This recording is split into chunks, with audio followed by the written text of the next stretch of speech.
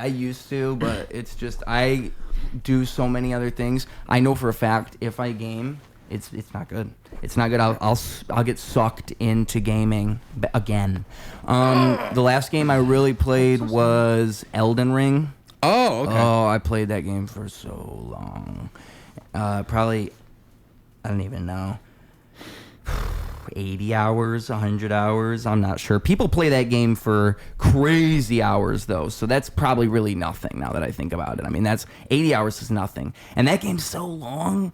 It's like, and also the other super long game, the last notable game that I played, Red Dead Redemption 2. Oh, that's awesome. That's fun. That's so fun. I have the PC port, and I haven't finished that, but oh my God. Like, it's funny. It's one of those things where if I were to go back and look at the original console I played it on, like it's like you remember things with rose-tinted glasses. It looked so great on the original thing. Like Grand Theft Auto 5 on the PS3 and the Xbox 360. When you actually go back and look at the gameplay, it's like, whoa, this was amazing. They even managed to do this. Because it's meant for later consoles. There was a resurgence for Star Wars Battlefront 2 and that was originally a PlayStation 4 Xbox 360 game, and there was a resurgence on PlayStation 5. I mean, shout out all the Battlefront 2 users. Like, we had a massive resurgence because of Andor Season 2. Like, I think Steam count reached over 17,000. I mean, God knows how many on just console play alone, but I mean, it was so much fun.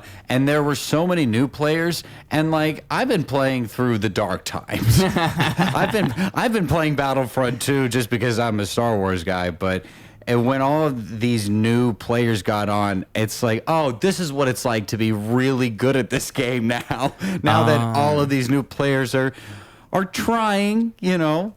Yeah. I don't mean to be a dick, but it was fun. It was a no. I get what you're saying. It was a lot of fun. I'm trying to think of other games that happened with. I feel like Grand Theft Auto for sure. Counter-Strike. I was gonna say Counter-Strike's had a long Halo had its shelf heyday. life. Yeah. Oh, for sure. Halo had its heyday. There's still a player base for that, but nothing like Halo 3 and Halo. What comes after that? It wasn't just Halo 4 right after, was it? I guess it was, because that was the jump in consoles. I think it was Halo 3 to Halo 4. And then after that, you get the branch off ones. Oh, it was so fun. Yeah.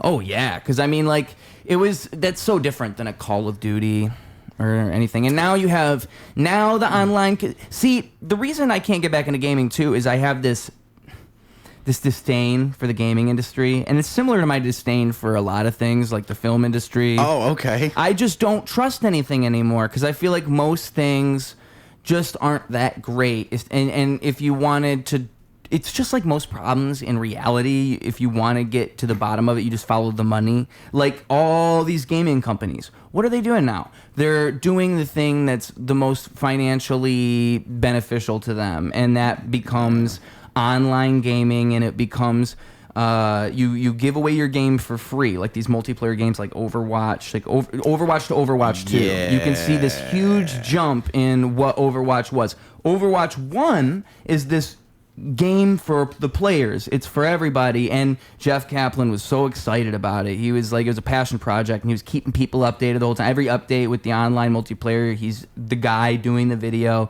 and then eventually he leaves, and it's like one of those tales as old as time is, oh, well, I guess I just can't do the thing, my vision for the game, it's becoming something else, and then he leaves the company, and now you have Overwatch 2, and what is it? It's this thing you get for free, but it's trying to get you to buy shit the whole time.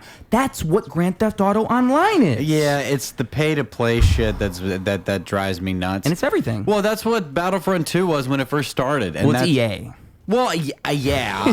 EA is the notorious for this. I think they've paved the way for everybody else. But once they made the game basically free, and once they gave all the features to the players, it's like, oh, this is the best Star Wars video game ever made. See, yeah, there's benefits. Like, in that, if you're a Star Wars fan and anybody can play, that's awesome. Have you played Jedi Survivor?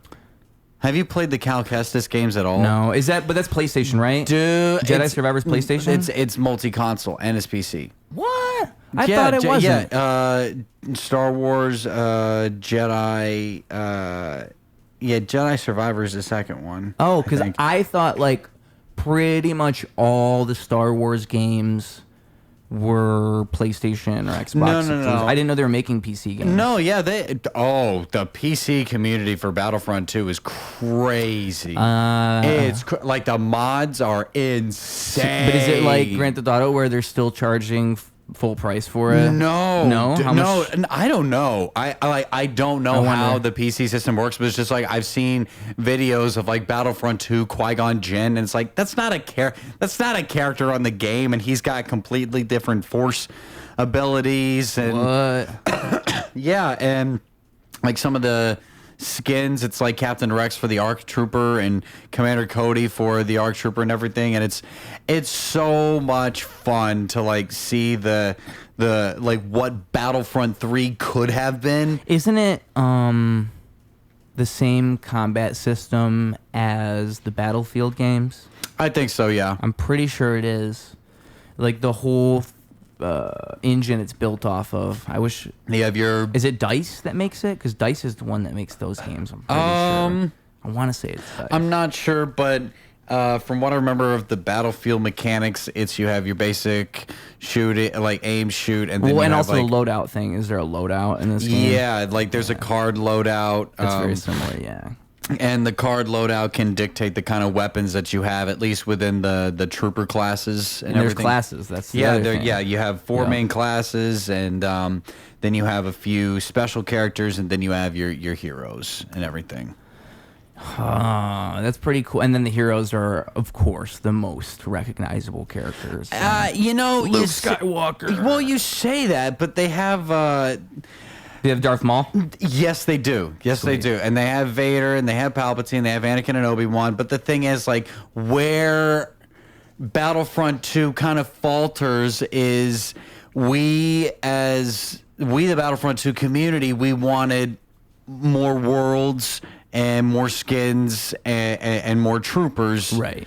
And EA was doing that for a while. They were adding characters. Like I remember the Geonosis and the Obi-Wan Kenobi release. It was insane, and it was so much. And Anakin was just so overpowered. It was, but it was so much fun. And they nerfed him, and the game is definitely more balanced, and the heroes are more balanced, and you can win with a singular character if you play, a particular style or a particular way. But as I was saying, like, yeah, we wanted more characters and more worlds, and that's why the resurgence of Battlefront 2 was so huge, because it's like, guys, make Battlefront 3.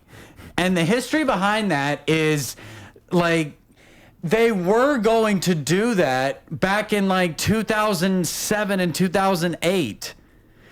And for whatever reason, they canceled it. I don't quite remember why, but they canceled the development of Battlefront 3. Oh, there's YouTube videos of the gameplay of the demo version, which is even crazier. Well, and it's fine because The Force Unleashed was a great game.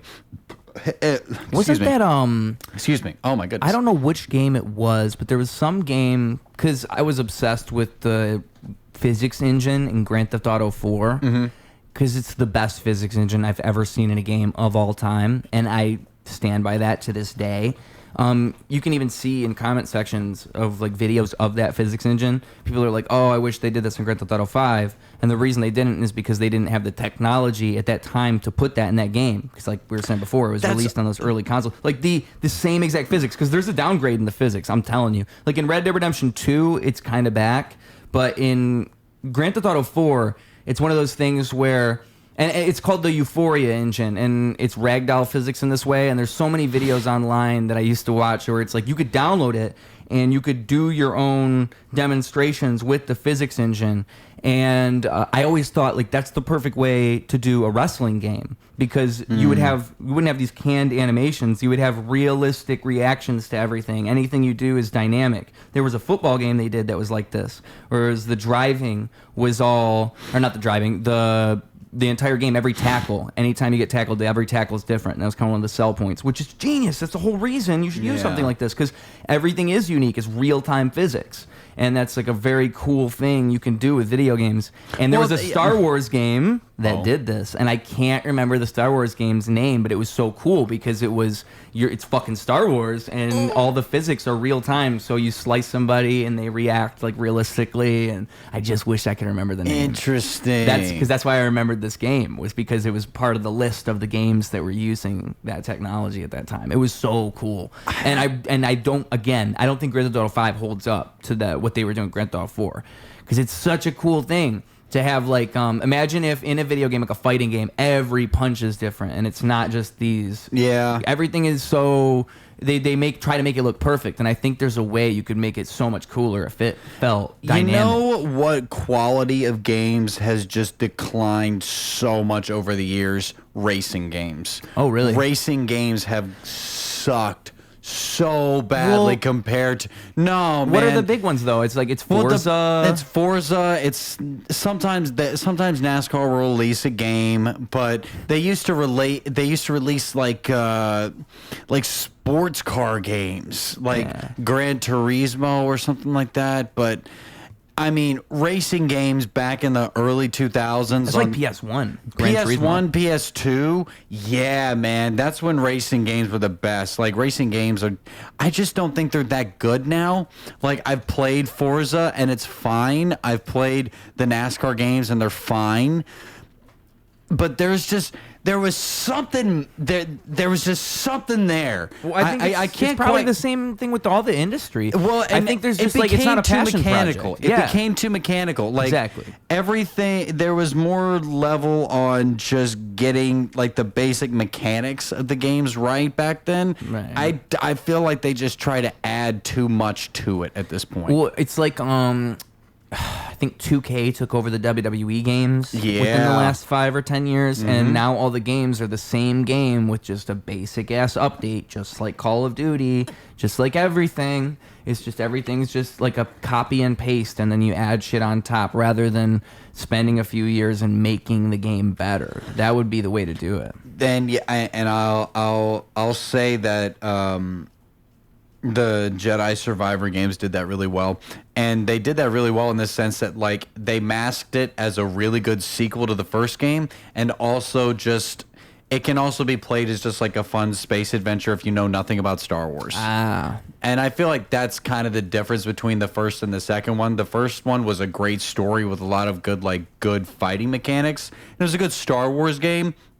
And the second one feels more like it's a good Star Wars story if you want it to be, and it's just a good space adventure if you want it to be. It's a good story if you like. However you want to play it is how it comes out. Right. It's more universal. Yeah. That's interesting.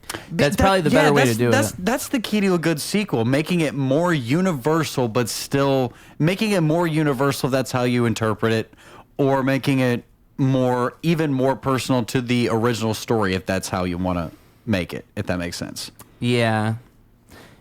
Well, what comes to mind to me with all that is all these Avengers movies. Ooh. And I think that when those were coming out, at least like throughout... We're not going to talk about Star Wars. I know, I was thinking that. Okay, but before we do. Yeah. Ruse gave me these 2 books. William Shakespeare's The Empire Striketh Back. It's of course a 6-part series, and I had 2 of them. He gave me a 3rd one, so I only need 3 more. And then Star Wars: The Jedi Mind. So thank you, Ruse. That is his name. It is Ruse. Ruse if you're fancy. Ruse if you're trying to order a drink. Yeah. Hell yeah. Can I have a rosé? Yes. yes, you can, sir. I'm on the menu. Sir, this is your fourth glass of wine. We'll get you another one, but stop calling it a rosy. Maddie, when I had him on this podcast, he told me, it was at that open mic, you were there, it was the last Glenwood RIP, it was the last one. Was that the last one? As far as I know, I think that was the last one, yeah. Wow, I killed it. I killed it. I killed the Glenwood mic. Sure did. Oh, shit. Shut down the whole bar. Sorry, Amy. But anyway, yeah, he told me, like, when he saw me performing, he thought I was drunk. He was surprised to hear that I barely drink. Like, he thought I was, like, too drunk, and that was why I did all the theatrical... No, you're just an artist. I just thought that was very funny, because I hadn't had someone tell me that, but that's probably something that runs through a lot of people's minds. Because I do have a way of... I have this thing I do where I stumble and almost fall on purpose. It's very entertaining. And I also have this thing I do where, you know, you have to smoothly, if you're dealing with a mic or a cord or anything, you have to find a way to make it, you just make it look like you, even if you don't know what you're doing, you make it look kind of classy, you know? Zach Albers told me once that he didn't know how a mic worked, and he somehow made it look like he was trying to be funny, you know, like he didn't know how the mic worked, which is a genius thing. Like, he worked it in as a bit when he really didn't know what the fuck was going on. It's like things like these, you know, you have to just make it look like you know what's going on, and eventually you do. These are tricks of the trade, folks. Are there any stage tricks you've learned? Is there anything that you use on stage you can think of? You know, to be honest, the trick is just experience. Yeah. I used to whenever I would forget a joke or forget a punchline, it's immediate fuck, what is it? And then I just go blank, and then I'm looking at people and they're looking at me and they're expecting me to say something, and I'm like, fuck, what is it? And so what do you do? Now it's just like, no, but what do you do in that situation? Like, I used to do is just freak out and just deer in headlights. Yep, deer in headlights. It's like, just don't say anything. Nope, nothing. Oh no. And then eventually you comment on what saying nothing feels like, and in a room full of real people, they'll be kind of like, yeah. And in a room full of comics, you just feel the energy go to get the fuck off of the stage. That's how they, I mean, yeah, that's, well, anyways, but now the trick is just breathe in and breathe out and then move on to the next thing. Like, if that same thing happens, yeah, you don't just make up something, you just kind of move up forward. I mean, that's how it was, because I was prepping for a 2-week tour that me and my buddy went. Jesus Christ. Yeah, me and my friend Aaron Chase, we went on a 2-week tour, and a lot of the prep for me was just like, I need to have 10 to 15 minutes that I can just sit and rely on. Like 10 solid minutes. Well, was that like what you were doing on the tour? Was 10, 15 minutes? Yeah. So we started in Nashville, and we went to Indianapolis, and then made our way back down to Louisville, and then back to Indianapolis again. But yeah, we started prep in January for a July tour, and we started reaching out to people back then, and then we kind of finalized everything, like finalized the tour dates around like mid-June.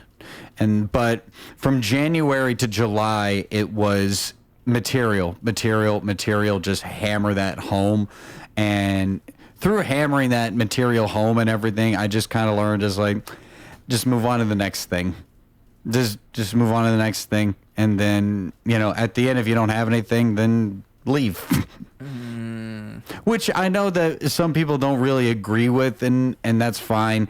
But like, the mission for me was just to have material that I felt was good enough and consistent enough.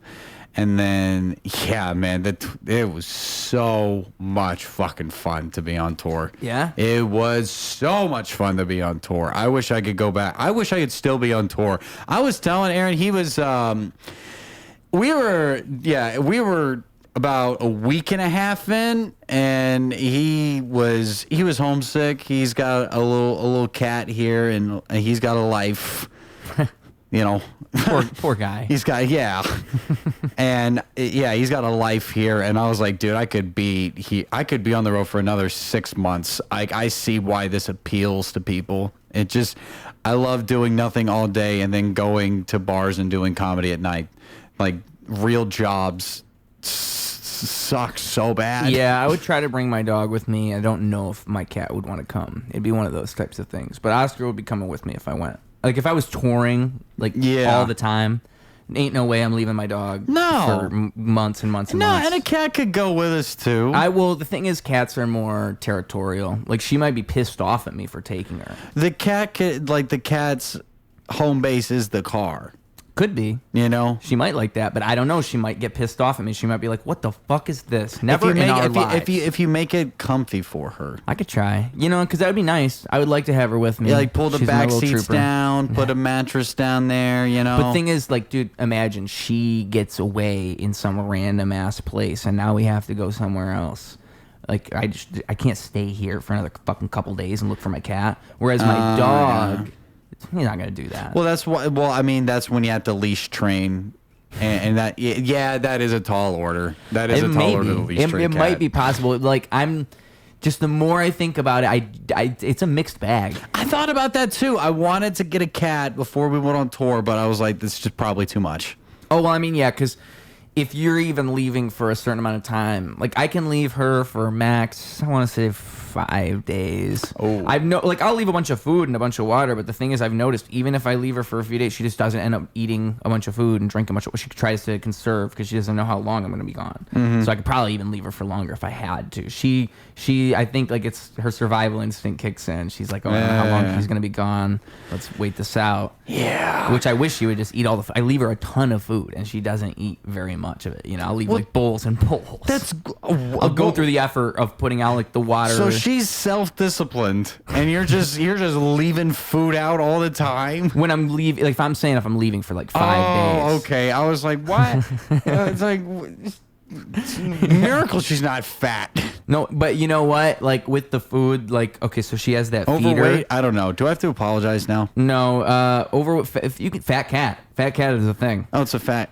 Fat cat is a jazz phrase, actually, isn't it? Fat cat. That's a fat cat over there. That's a fat cat.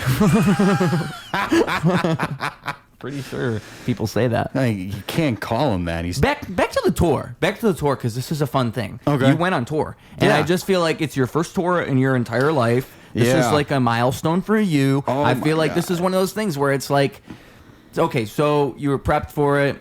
You prepared your 15 minutes. What was it like performing in all these different places? Have you performed outside of Chicago? Yes. Yeah. I performed I performed at self-produced college shows.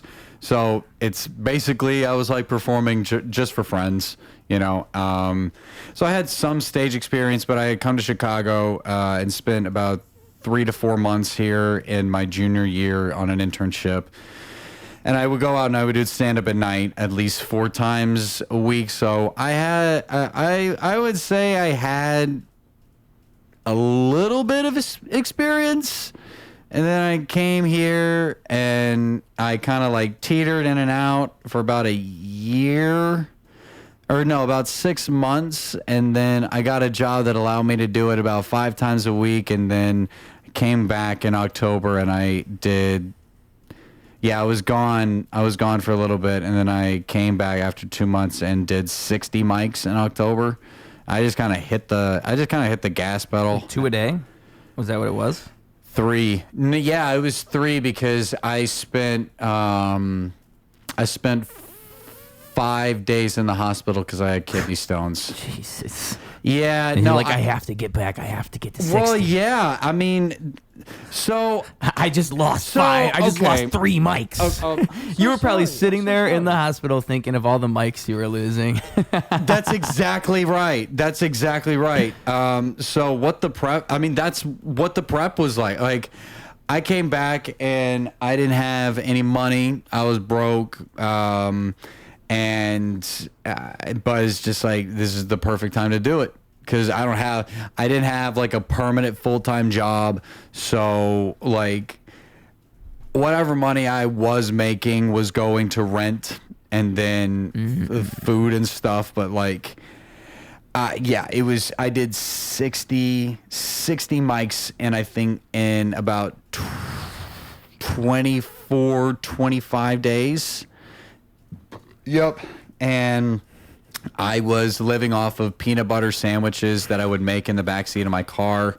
And I would just go from work to mic to mic to mic to sleep to work to mic to mic to mic. And that would just be the thing. And I literally ran my body into the ground. It was kind of crazy. And I had... What was the motivation? Like, what was the idea? The motivation was hustle culture, man. The motivation was I gotta get good at this. This is a competition, you know. I gotta rise to the top, you know. I want to be the best. I want to be the best comedian in Chicago. Like I gotta outwork everybody. I gotta out hustle everybody, you know.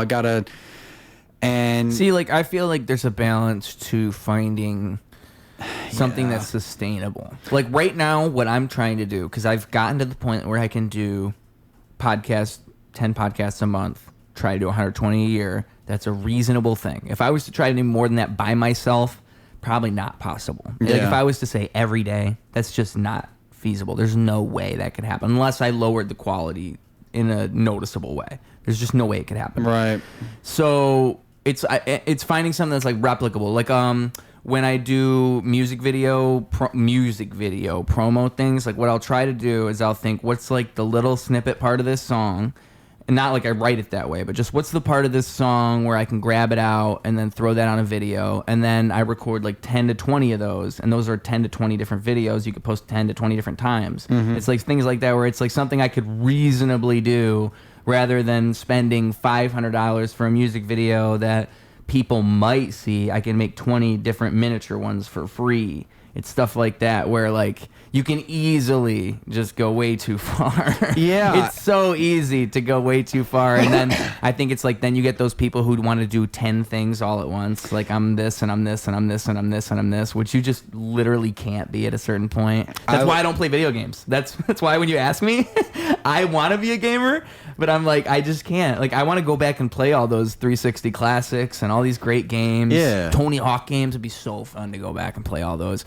But I just know for a fact it's a rabbit hole. I got to be careful, you know? Yeah. Very careful. It's very easy to get an emulator on this computer here. Oh, I was saying like this is a perfect gaming setup. Like if I could hook my PlayStation 5 up here, if I could hook my PlayStation 5 to that fucking TV, dude, I'd ball out on Battlefront 2. I need to get a console. That's what I need to get. I haven't had a console in so long, since the 360 days. I haven't had a console. It's been that long. No, actually, you know what? No, I had an Xbox One because my mom got us that for Christmas. Like on one of my last Christmases like that. I think that was it. It was that game or it was that console and then Fallout 4. That was when Fallout 4 came out. Nice. It came out right around the Xbox One and all this. But I'm pretty sure my mom got the cheaper Xbox One. It was one of those things. I think there was 2 different versions. And I was one of those things. I was a kid. I was like, Mom, I wish you could just understand. Like it's so, I can't be disrespectful and say I am not thankful for this gift, but also you don't get the cheaper Xbox. You get the better one for the longevity. You're buying it for the longevity. It's like, It's like buying a pair of shoes or like a belt. Like if you get a cheap belt or a cheap pair of shoes, great. Yeah. Is the mileage ain't the same though? I was gonna say too, the Xbox Series S, whatever the cheaper one is. People complain that it even exists because it kind of holds games back. Is the complaint? You have this. Of all these next-gen consoles, you have this one console that's the cheaper version that doesn't have the capability of all the other ones. And so now games are going to be optimized to be able to be played on this console. If that console didn't exist, that wouldn't happen, and they would all just be fully next-gen games. Not that that's right or wrong, but that is the critique. Because I'm not sure where I stand on that. I think it's like... Actually, yeah, I am sure. Fuck those cheaper ones. My mom bought that, and she's the type of person who would. Fuck those things. Okay. Because it's like you're buying it for your kid and you're doing the right thing, but then you get the one that's the inferior version. It shouldn't. Inferior. Also, why do we have to get rid of disc trays? Excuse me? Do we have to get rid of disc trays? I don't get that. Well, actually, I do. I mean, I get it, but I don't like it. You could break it easily, but at the same time, you should be taking care of that thing. You should be taking, like, if you take care of your console tends to take care of you. I think I was one of those kids that put like peanut butter on a disc and then put it inside of a disc. Okay, so then don't fucking complain that they took that away for. If you were the problem, Hey. if you were the one that was doing that. No. I learned my lesson. You put it up high. Well, where the kids you were can't like touch it. Buddy the Elf. Like, I'm sorry, I stuck 11 cookies in the VHS tray or whatever.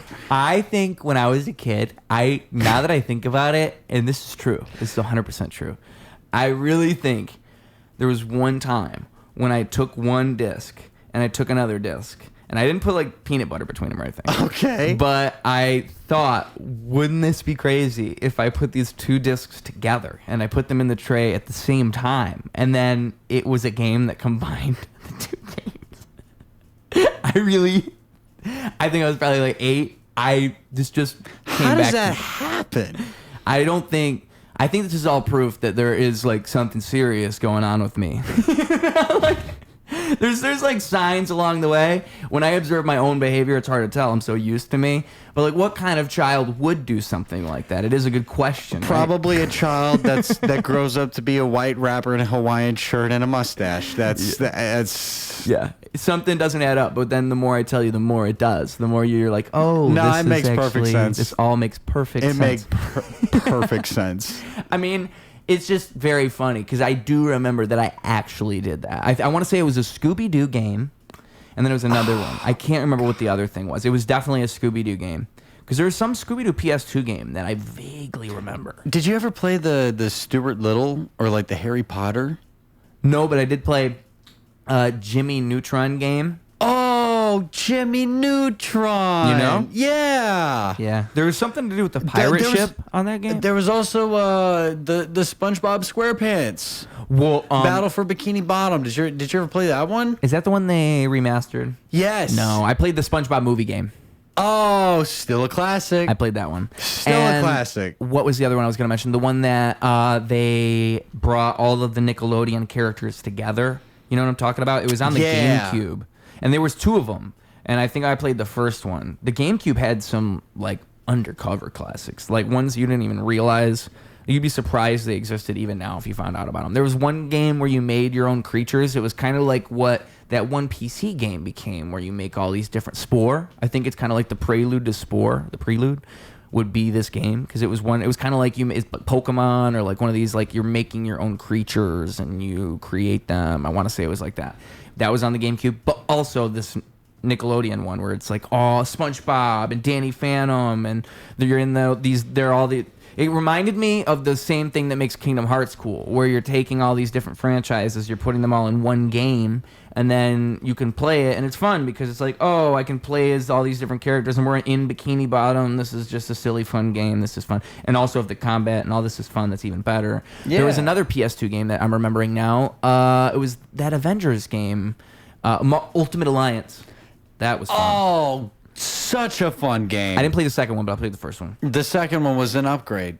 Oh, really? Yes. See, that's one. If I went back and played the second one, that'd be such a fucking trip. Because I played the it first was one. I never great. played the second one. It was so fun. Because it's like that was, if I remember correctly, before Avengers. So it was so cool. Well, it also had the X-Men. And it had the classic costumes, Yup. and it had, like, every character was the character, if that makes sense. Dude, you just like tripped me out because now I'm remembering playing the game and going through all the outfits for the characters. Yeah. I completely forgot that they did have a bunch of different, like that was one thing that was so cool is like Spider-Man had 10 different Spider-Mans. It was very Tony Hawk skateboard, like, pick your character kind of a vibe. I want to say every one of them had like 4 outfits. And, That might be wrong. and they were all comic book accurate, which is just, yeah, man. That's so cool. Oh, boy. That was a PS2 game, the first one. That's why I didn't play the second one, because it was Xbox 360 or something. I just never got it.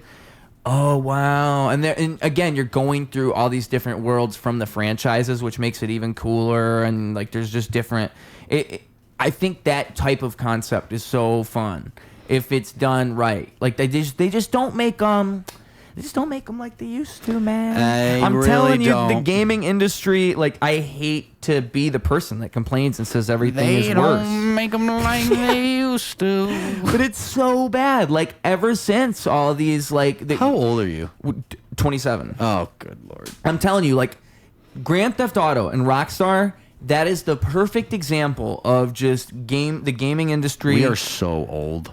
Being so beautiful, being such a beautiful thing and producing so many good things, and then just slowly fading into something that it's not quite what it was. I'm going to be surprised if Grand Theft Auto 6 holds up, and I mean that. I really will be surprised. Also, another company that died over the years, Bethesda. Bethesda used to be so respected, and everybody loved Bethesda, and then look at them now. And you know what did it? The online multiplayer one, Fallout 76, which maybe they've made it better by now. That's what I hear. But it's like, dude, they completely flopped the whole thing. What the nail in the coffin is the press conference when they announced it and they made it sound like it was going to be the most revolutionary thing, and then it comes out and no one can play it, and it's just everybody paid for it, and it was just this big catastrophe.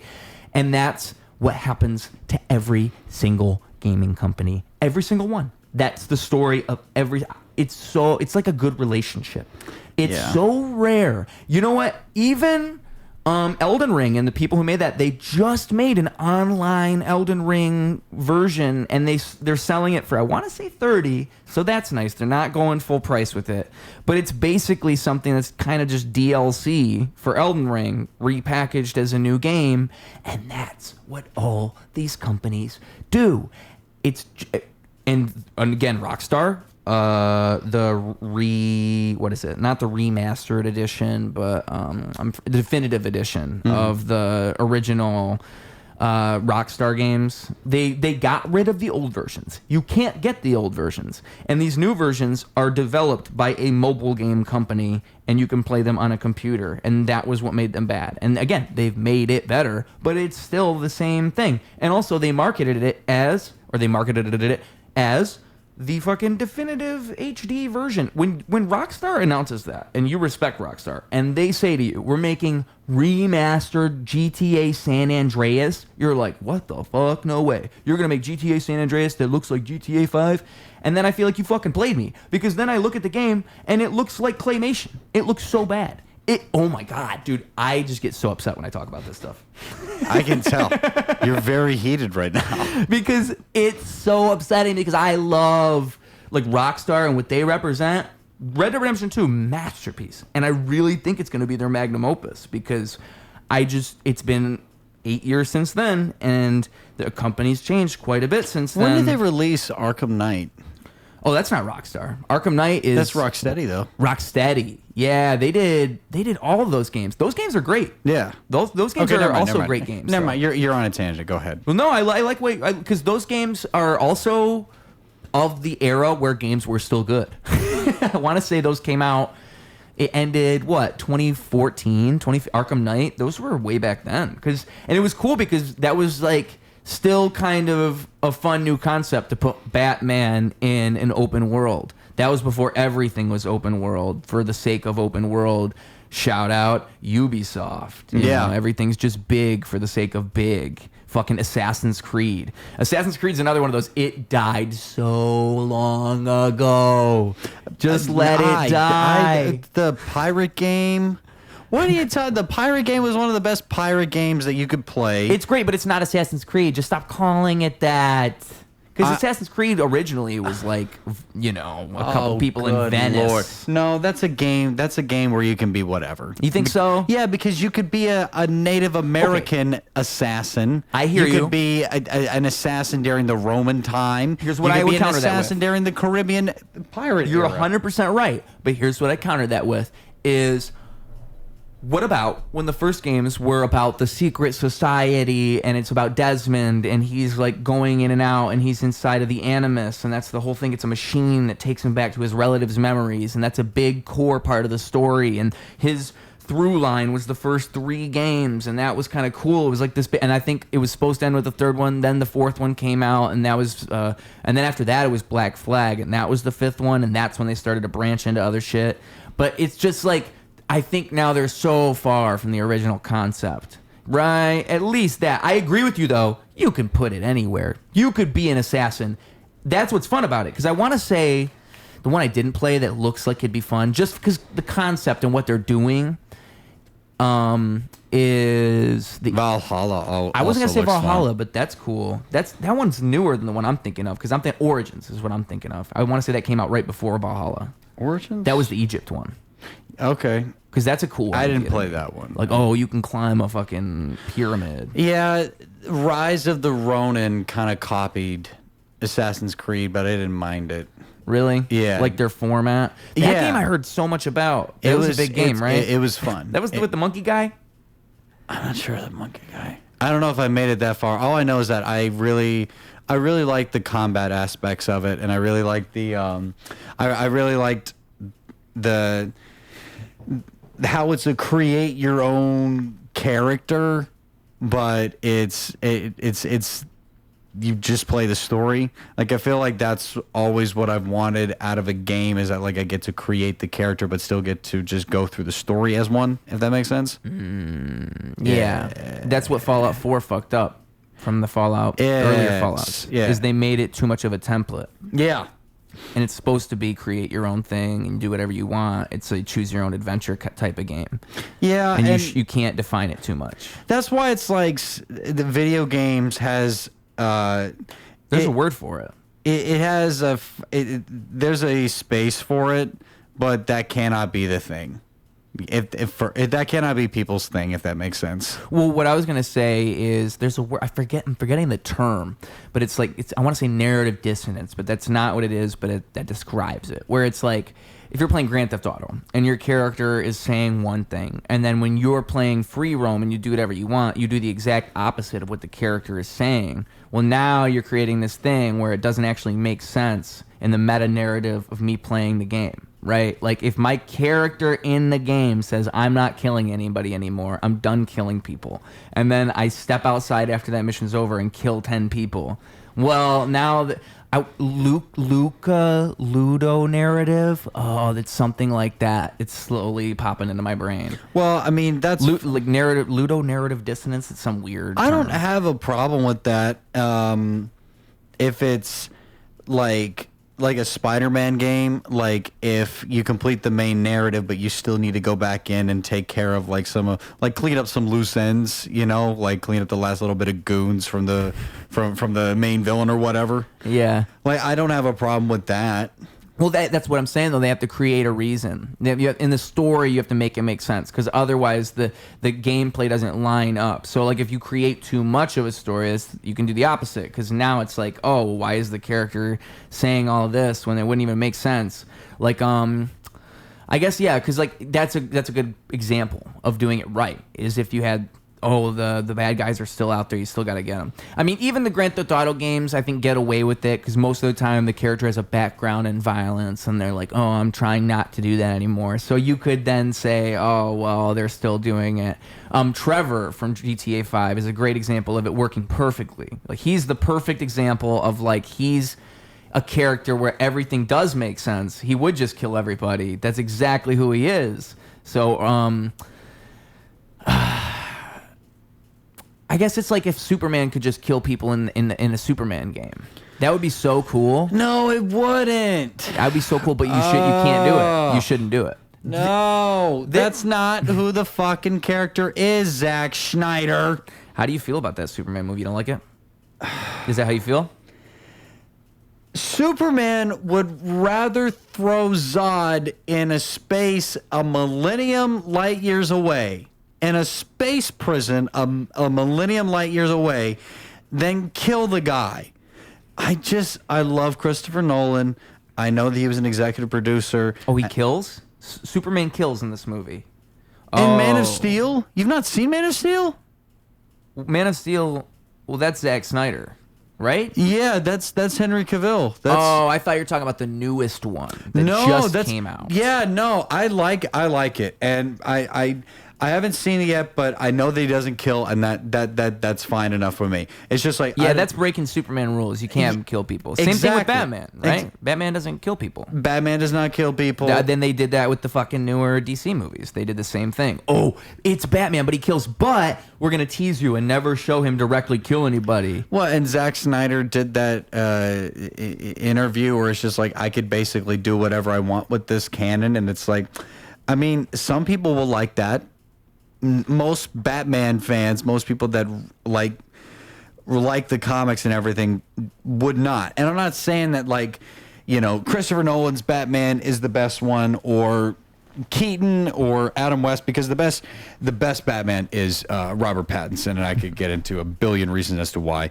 But it's just like the two main things about Superman and Batman is that Superman and Batman can share that they do not kill, but Superman is the voice of good and reason, and Batman is the practical voice. Right. Like Superman is the optimist, and Batman is more of the realist. And there's always been that dichotomy. Kind of like what Marvel does with Iron Man and Captain America. Yeah, so it's like if you make both of them murderers, it kind of takes the moral argument away from both of them, because it's like, well, you both are willing to cross that line. I just remembered when they did it in that first Batman movie, it was a dream sequence where he kills everybody. That was how they were getting away with it the first time. That's how they played it. It's like, dude, just fucking either do it or don't do it. That was the other thing that annoyed me. No, actually, I'm fine with that. But the thing was that they were marketing it like Batman kills, he's gonna kill, and then we watch the movie and it's like, fine. oh, well, I'm fine with that. You're okay with that?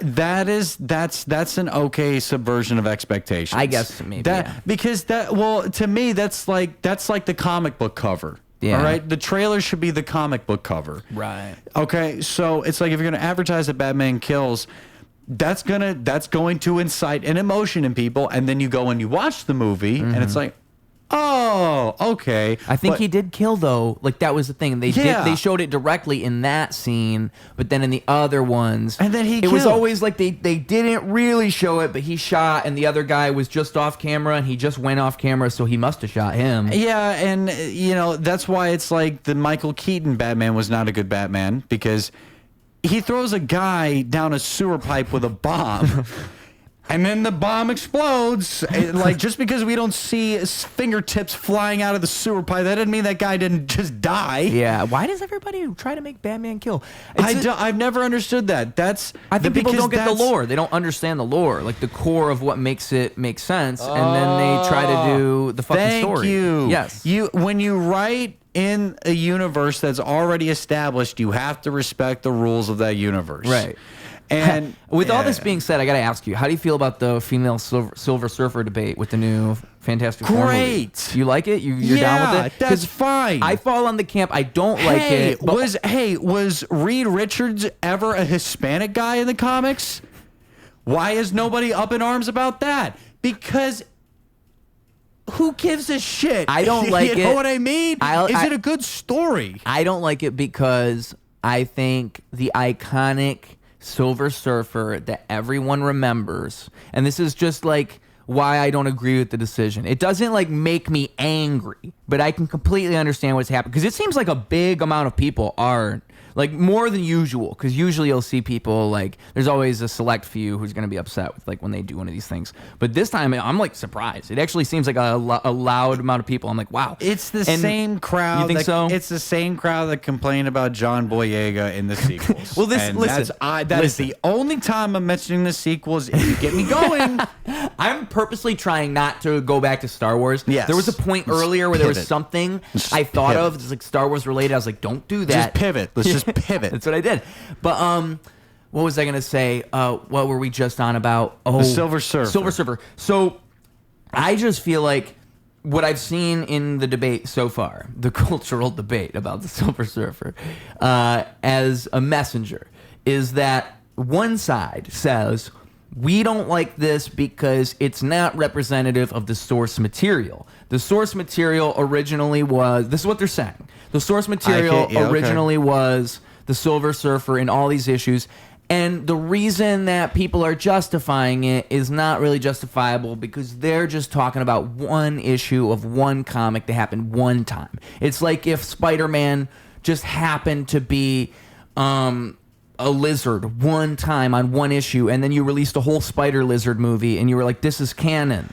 And so that's what they're saying. And then the other side is saying, well, it is in one issue that one time, so it is canon. It did happen. And I think that's literally the crux of the argument is just, it happened this one time in this one issue, and so that's why it makes sense.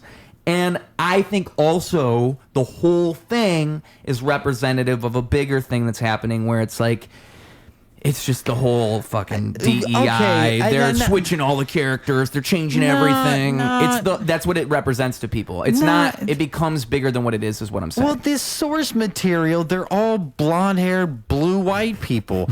And coming from a white guy, I don't really find that particularly interesting. And the modifications that they can make, I say that they should make. Yeah. At least that's my opinion, because I don't really find. I don't really find that interesting. Like with like with Phase 1, like with Phase 1, it was all white people with the exception of Nick Fury. Was there another one? Yeah, I think you're right. That was it. And it's like we've seen that. Yeah. You know, and we've seen that within that universe. So when I say it's not interesting, I mean it from like there are different ways to tell the story. Like there are ways that you can be accurate to the comic books and also introduce new ideas and new concepts for that character. And with the idea of the multiverse, anybody can be anything. Right. And that like, you know, people say that's where the Marvel universe kind of falters, is that like, you know, well, there's a word for that, like deus ex machinima or it's just like deus ex machina, I think it is, but it's like where you can use it for anything. I disagree. Yeah. Like, and now you can be like, well, what if the Silver Surfer was a woman? Right. Try it out. That's literally a show that they made. What if? That's a show. Yeah, like it's like after the introduction of the multiverse. I just don't understand why it's not seen as more of a celebration of opportunity. Well, I think I agree with everything you just said. I think what happens too is, like I said at the very top of this, I just think the whole industry is kind of at this weird spot where things aren't quite as good as they used to be. And even the Marvel movies, they're in a spot where they're not in the heyday of the Marvel Avengers stuff. So I think that there's also that where you can do anything you want. Like, I really think you can get away with almost anything. You'd be amazed at the stuff you can get away with. But it's just all context and how you set up a moment and all the way you craft things. That's how it's like the hypnosis of the world. It's the way that you do it. And that's why a great movie is a great movie, and any choice can be justified. That's why improv works, because you justify things. Well, I think that you comes down to the choices. You can make anybody anything in these movies if you wanted. But I think that it's like the movies just don't stick well enough. They don't stick the landing well enough to justify it, and then people feel justified. Like if you had because the movie hasn't come out yet, as far as I know. If it comes out and then it's the best fucking Fantastic Four movie ever, well then no one's gonna say anything. Then everybody's gonna be like, oh, I guess it was fine. But that's what you have to do. You have to make them upset with your trailer, and oh look, she's black, and then it comes out and oh, that was awesome that she was black. It was even better. Like, you have to make it even better. You have to make it a good choice. Because I'm telling you, dude, people will get offended no matter what you change the character to. I mean, and the problem is it's a pattern, and that's why people get upset. Like Little Mermaid and fucking everything. It's the thing is, just tell a good story. I agree with you. You know what I mean? I 100% agree. And that's the trick. That is the trick. And if you write a good story, that's what it's all about. And then cast the I don't know. Then it doesn't even matter. If the story's good and everything holds up, it doesn't even matter. If everything is good. That may be a very simplistic way of looking at it. So it's more so like you need to have an idea of what the story looks like and what the characters within that story look like before you even start, and then how the story changes those characters or how the characters change the story. But yeah, I think people are more concerned about just like the insert, right? Yeah, than they are about the actual inclusion. Well, you know what just came to my mind too is the opposite of it, where you had all these. Where's Jake Gyllenhaal in Prince of Persia? If you remember that. That's Well, what we're seeing now is the opposite to that. That's what I'm saying. It's the exact opposite. Yeah. Which it's like that's fine, and it's necessary to see like, okay, now we need to find somewhere in the middle, because Tom Cruise should never be playing The Last Samurai. Okay. That was another one. He should. They did a whole Brad Pitt movie too, where Brad it was a bunch Pitt of being I forgot what it was called though.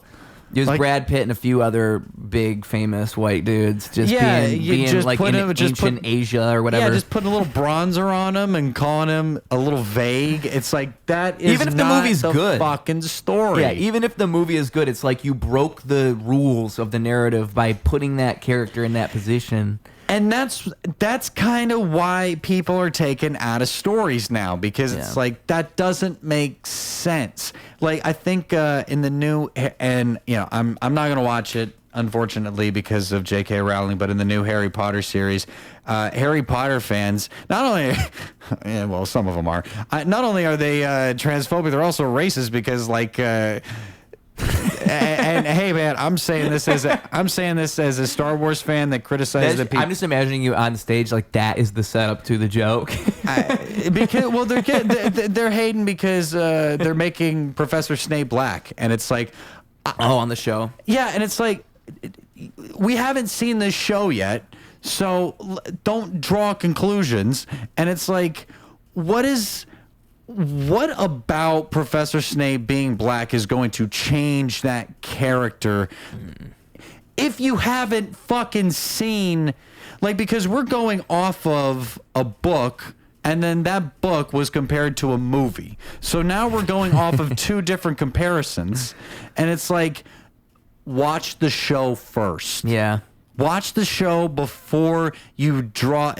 And I think that people just draw conclusions too early, right away, and with when it comes to making those kinds of switches, and it's like there's not a problem with it if they do it the right way, and if the story writers and the people involved actually care about what the character switch would mean and how they can still like deliver the story in the larger context of the universe, then try it out.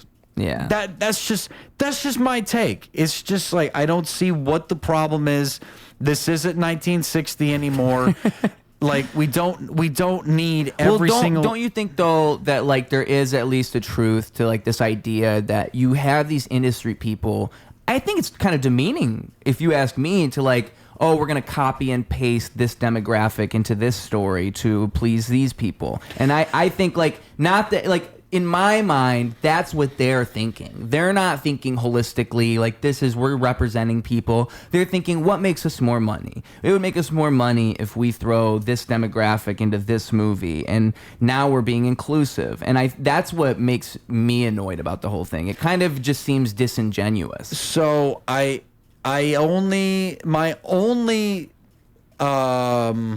because I agree 100%, like, make a good story.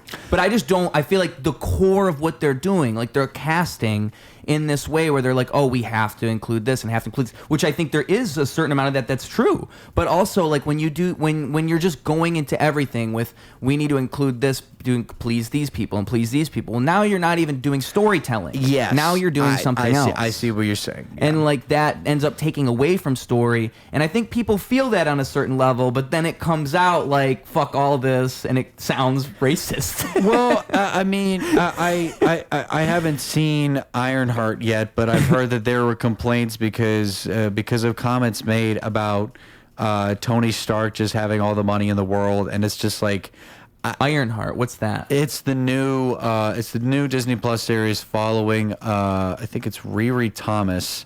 She's the new Iron Man.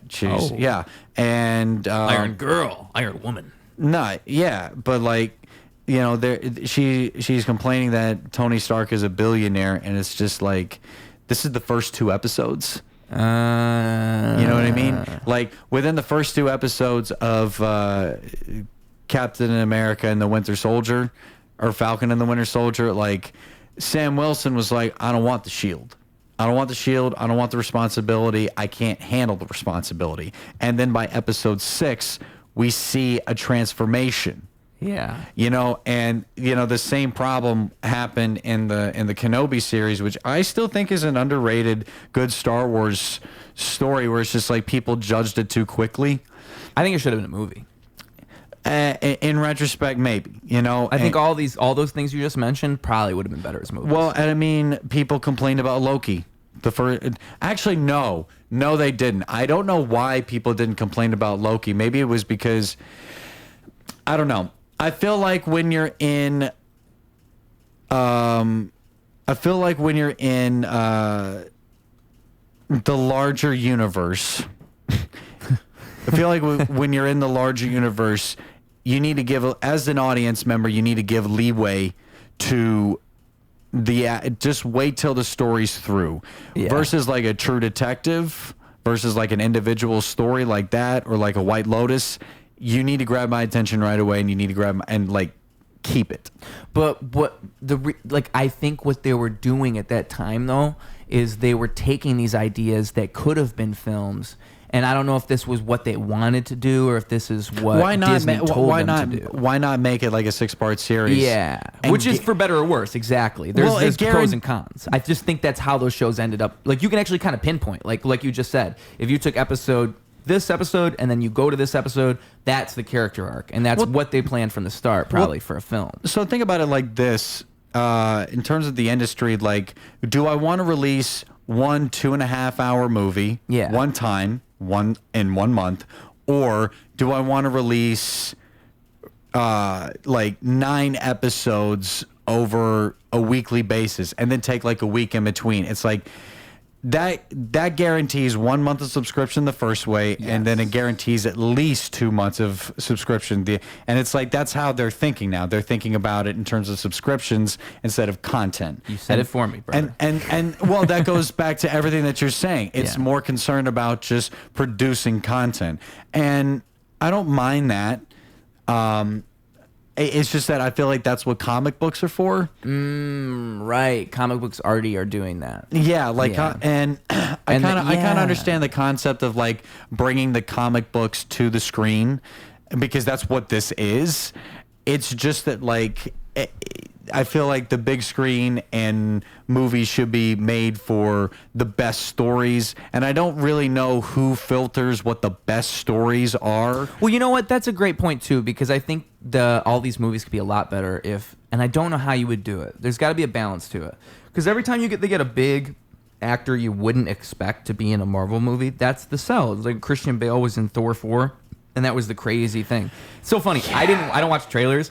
I saw that in theaters. I hated that movie, but I thought at least, wow, that was a good performance from so and so. And then I realized it was Christian Bale after I saw the movie. I was like, what? No fucking way. Adam Driver in the sequels, greatest part. Yes, exactly. So it's like, you can, if they found a way to not have so much studio involvement and then just get a great director behind the helm of one of these movies, you can somehow flip the whole thing. And that's kind of what I mean, again, for better or worse, right? Because the Guardians of the Galaxy movies, great. Suicide Squad reboot, great. And now people definitely like it more than original Suicide Squad. That's it definitely true. nailed the tone a lot better. And then you have Superman, which is fine, mixed bag, but great. It's better than Superman snapping someone's neck. I don't mind if we have a dog. I don't mind if he's fucking Peter Quill campy. Comic books are kind of supposed to be fun in my mind. And Superman's supposed to be the voice of he's supposed to be optimistic. He's supposed to be like take care of your fellow citizen type guy. Which if he's always stone faced and talking slow, that's kind of hard to. Yeah. He's supposed to kind of be charismatic. Like, if you're gonna be dark Superman, it should be jarring. Yeah. Like, and I don't really feel like Zack Snyder's Dark Superman was jarring. No. It was just kind of like, I don't believe this, if that makes sense. Yeah. Why is Superman frowning so much? What's his deal? It's like, where's the curl, dude? Where's the cape floating in the wind? I don't get it. It's more like emo Superman is kind of.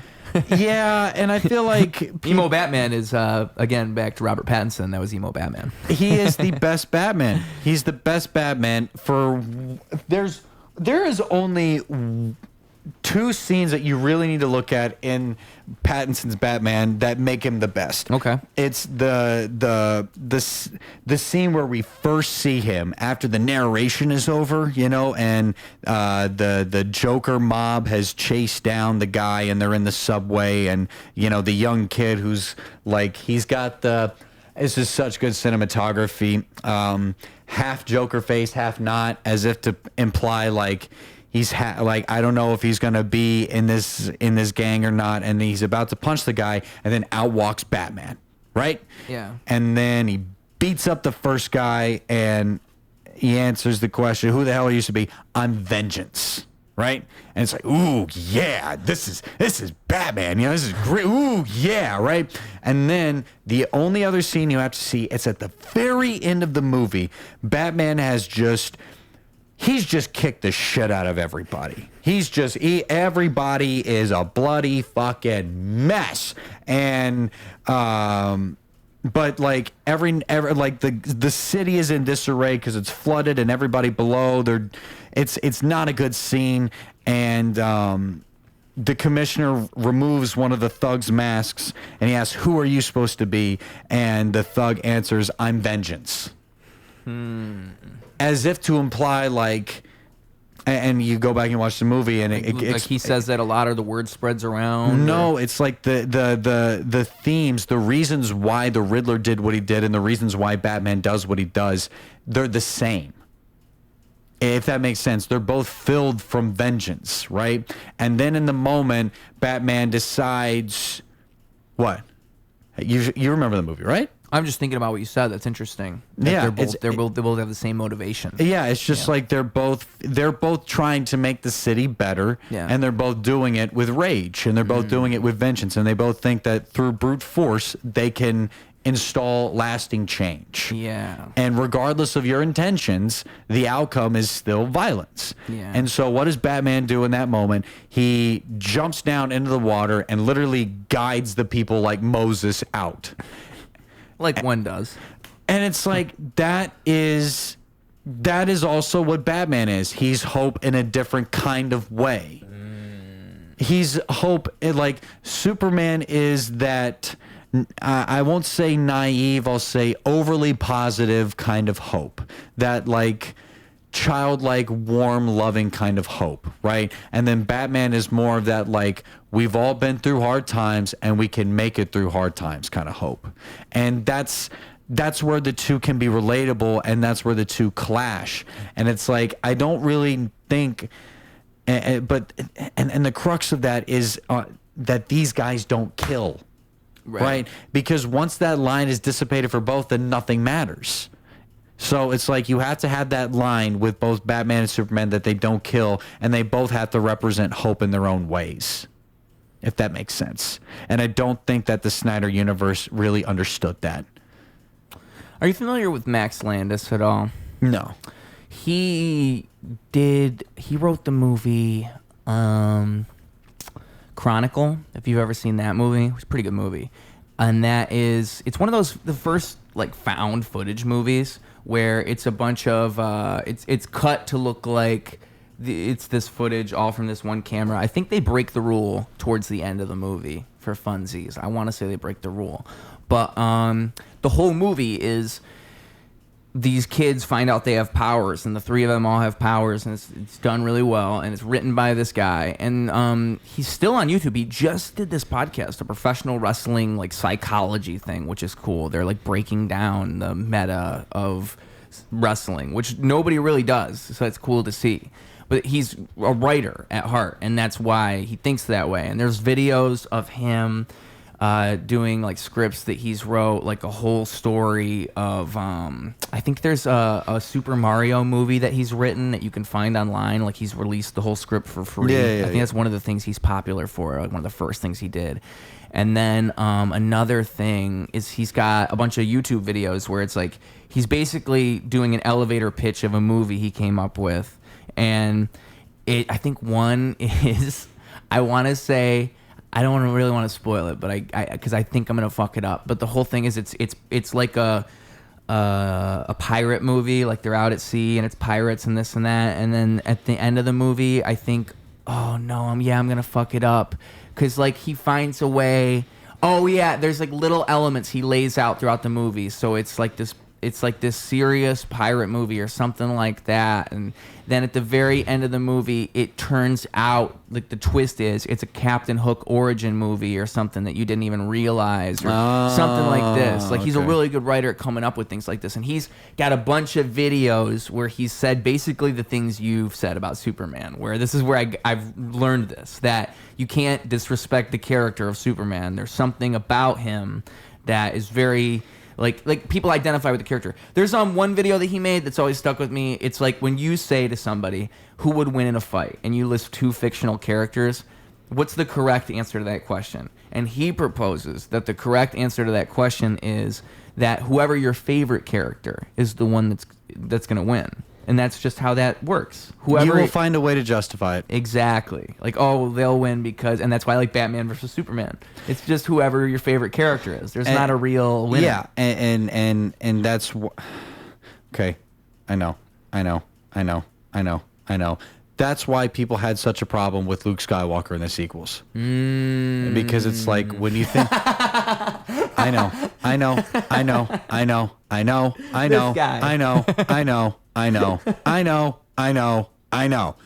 I got it. It's like what is Superman and Luke? What are Superman and Luke Skywalker supposed to represent? They're supposed to represent hope, even in the face of the darkest of times, right? So, if Superman snaps Zod's neck, if Luke Skywalker tries to murder his nephew, it just doesn't make sense. You know what's so funny is that is what I was going to try not to say earlier, is when we were trying to talk about that earlier, I wanted to say that that's exactly what happened when they did that with Luke Skywalker. What you see is you see these people who will gaslight. What the creator themselves, the director who made the decision to do that, then gaslights the audience and says, well, I just saw it like a few days ago. It was a quote from him. The second movie was Rian Johnson, right? So it was a quote from him, and he said that he can relate to the hate that George got for the prequels, and I found that to be so insulting. No, he can't. Yes, right? No, he can't. I know, dude. I know that. Like I felt my blood boil. Oh, okay. Because it's gaslighting. It's gaslighting 101. He's basically saying to you, "Oh, you're wrong, and this is why you're wrong." So let me ask you something. Like I understand the argument between making a good movie and then telling a good story, because I will say, like, from movie to movie, the sequels do trick you into thinking it's a compelling narrative, and then you watch them as Star Wars is meant to be watched, which is in trilogy format, and it's like, this sucks. When they didn't have a cohesive thing from the start. It's just so clear. There was not a roadmap. There was nothing. And it's like, well, like, they don't understand. He doesn't understand the prequel hate, because, one thing that Lucas did really well in each movie was he went to a different planet. Like, from the first movie, you remember the desert planet, you remember the Death Star, and then you remember the forest blue, like, you remember the forest blue planet, right? You remember Yavin 4, and then the next movie you went to the snow planet, and then you went to the cloud planet, and then you went to the swamp. And and then you go to the prequels, right? And you go to the Italy planet. Then you go to the large city planet. And then you go, oh, hey, familiar place. And then you go, familiar place, another desert planet. And it's like, George Lucas was expanding the universe, is my point. And you can kind of see that they're banking on nostalgia through decisions like that, because they're going for all the familiar stuff, and they're not expanding anything. That was a big complaint with Star Wars content, I think, even before the movies, right? Was that no one was doing... The nostalgia should be in, like, sprinkles. Yes. Yeah, exactly. It should be the seasoning. Like, oh, remember this, but also... So... my favorite line in Star Wars and Anakin's most iconic line in the first 20 minutes of Revenge of the Sith is, "This is where the fun begins." That's my favorite line in all of the movies. Han Solo said that in A New Hope. He was the one that said that first. So like that's the little bit of nostalgia when you hear set S-foils into attack position. That was said during the Death Star run attack. And that was in Revenge of the Sith, right? That's what the nostalgia bits in Star Wars should be. Just like the little bits, like you don't pick up on it, right? And with the sequels, it's like, we are going to hit you over the head. Yeah. Nostalgia. So you don't watch wrestling, no? Not at all? I can understand why people like it. Well, I would just say CM Punk is from Chicago. He's my favorite of all time. And he is just a master at making things make sense.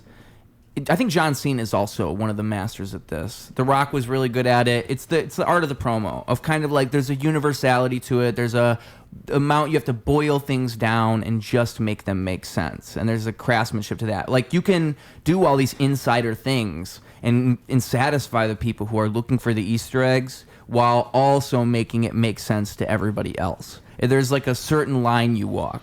What CM Punk does is he plays to the audience in this way, where it's like it's respecting the intelligence of the audience, I guess you could say, if you play to that. And like Oscar, come on, he's licking his wiener. It's okay, just don't lick me.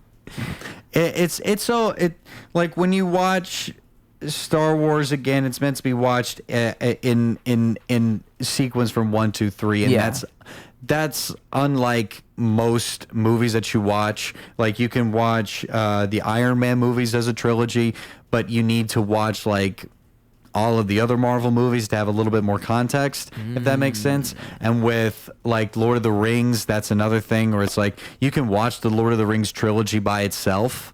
And what about the newer the one that the Hobbits? After? Yeah, you can watch those. I have not seen them. I promised my Sam, but I like that it adds to the larger universe. Yeah, I like when things add to the larger universe, and like even with Harry Potter, it's like those movies are meant to be watched like they were meant to be read, just one at a time, and that's fine.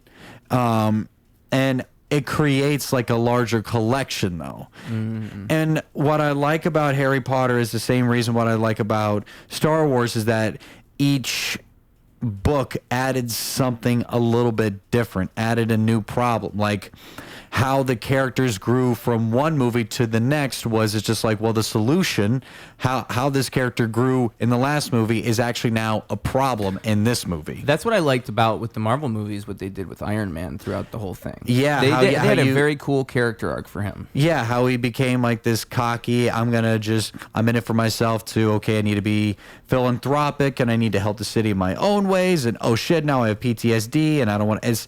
That's cool. And then Captain America kind of goes the other way. Oh, yeah. And it's just like I've been selfless my whole life. And at the very end, I get to choose to be with the woman that I want to be with. And it's like, this is. And you're rewarded for having seen everything else. And they fucked that so badly with Thor. Oh. I mean, they fucked that so. Like, because Thor 1 and 2 were. They were so subpar compared to the other two, and it's like, yeah, because you made him talk like a Shakespearean goof and it wasn't funny. Yeah. And then he made it funny, and that turned out to be one of the best Marvel movies ever made. Ragnarok. And I'm talking about Ragnarok. Yeah. And then Love and Thunder just took the worst parts of Ragnarok and took the worst parts, made them more, and took the best parts and took them out. Well, Avengers too, because they carried it into Avengers with drunk Thor, right? Or fat Thor. It was fat Thor. Yeah, and I don't understand why the Russo brothers gave him a fucking eyeball. It's like the whole point is that he doesn't need it. Yeah. That was the point in Ragnarok. So, oh my God. Well, I remember seeing a video on YouTube that was saying what would have been cool. I get impassioned about this shit. There was a comic book arc where Thor had left and came back, and he was all chiseled and depressed and more gritty. And that probably would have been a much cooler way to do it. It would have made more sense because they needed a supercharged Thor. Imagine to help like them. a Thor like in the mountains, like he carved out a mountain, just like I don't know, weight training in the mountains or some shit, like Rocky. But instead, this is the same type of people that are like, hey, we need to do reshoots to add more jokes into the movie. It's the same people that would do that make this movie. It literally, that's the problem, is they're like, we need more jokes, so Thor can't be serious. Remember that last movie, that last Thor movie that did really good? Let's just keep it like that. And then Love and Thunder, they just take it above and beyond. I mean, Hey, let's show his butt. That's funny. It's like, I guess. The climax of the movie is a visual gag. I don't want to spoil it. The next 30 seconds, I will spoil it. So the climax of the movie is a visual gag where Thor and a bunch of kids beat all the bad guys together. That's what it builds up to. All the little kids help Thor. It's an infantilizing thing to see. It is. You see, because like, hey, remember, like, oh my God, I almost got goosebumps thinking about Thor's entrance to Wakanda in Infinity War. Yeah. When he shows up with Groot and Rocket Raccoon and screams, "Bring me!" Oh yeah, there are the goosebumps. Yeah, there they are. He screams, "Bring me!" Thanos jumps like 40 feet in the air and then wipes out half the army. And then you go to what's going to work? Teamwork, kids. Right. Holy fucking crap. I mean, within like 5 years. It wasn't even that long. No. Whiplash. Like, when you watch, this will forever be my argument. When you watch the prequels in sequence, the story makes sense. When you watch Captain America, the trilogy, it makes sense. When you watch Iron Man 1 through 3, it makes sense. When you watch the sequels, when you watch Thor 1 through 4, when you watch it does not make sense. So what happened though? What's the change? Well, first it's the director change, and then the second one, I just think that people want to superimpose their ideas on the character, and they want to create their own story with the character, and it's like, we can even talk about, like, we've talked about this. It's not that you can't change the character. You can change the character's demographic entirely. It's just that how does that reflect who that character is in that story, if that makes sense. Like Black Spider-Man. Yeah. That's a different Spider-Man. It's a different Spider-Man, but what do Miles and Peter have in common? All of the things that make Spider-Man Spider-Man. Right. Fighting for the little guy. Miles Morales is probably my favorite Spider-Man for so many reasons, because Spider-Man does not work in any other city outside of New York. And I feel like Miles Morales is just way more New York City than Peter Parker. I mean, for starting with the fact that Peter Parker's from Queens and Miles Morales is like on Manhattan, so we can start there. But just by rules alone, he's more New York. Yeah. And the point of the Sam Raimi trilogy, the point of the Andrew Garfield 2 movies, and the point of Tom Holland's Spider-Man is that you still get the sense that anybody could be behind that mask. Anybody could be wearing the mask. And what was the ending message in Into the Spider-Verse, a movie specifically about Miles Morales?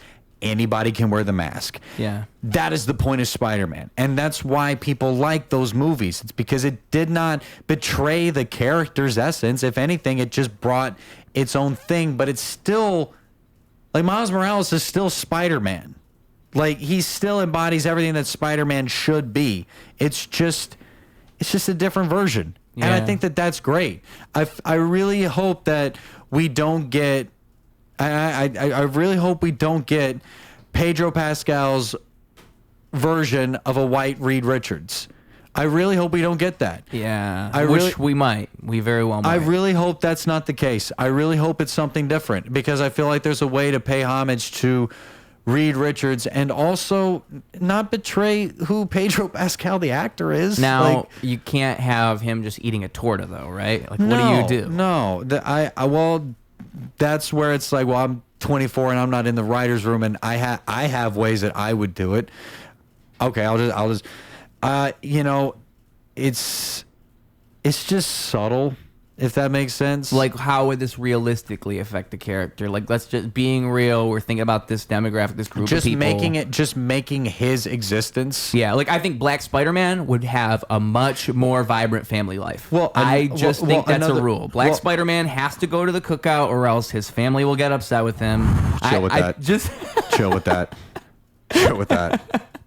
Chill with that. No, what I'm saying is that, like, just make, like, his existence just part of it. Like, another part about Miles Morales is that he's also, I forget if he's Puerto Rican or Dominican, and like Into the Spider-Verse, his mom asked him, like, "Hey, pasó? Like, what's wrong?" Like, just make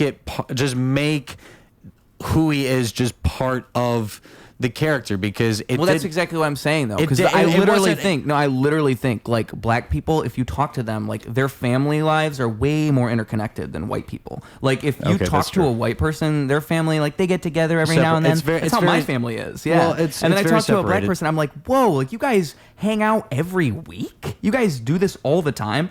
Like I'm actually surprised. Like, there's a truth to cookouts. That's real. White people don't. That's like a family reunion for white people, is a cookout. Like, we don't do cookouts. I had one white friend that I can think of who his family got together once a month for parties, and that is surprising. You don't see that a lot. Well, I mean, it's actually kind of sad. I wish we could be more communal with that. Well, and you could do that stuff with the storytelling if you're going to switch up a character. Yeah, I think like just as simple as having the mom say that at the right way. Yeah, just the way they would say it too, because it's like Google Translate. You can go and translate things, and that's the fake translation. You have to actually go and talk to the people and learn the dialect if you want to respect it. Yeah, and I think they get that wrong with a lot of these things. Well, too. and that's why it's just like I feel like they had a good writer's room, and I feel like they had writers that understood how not to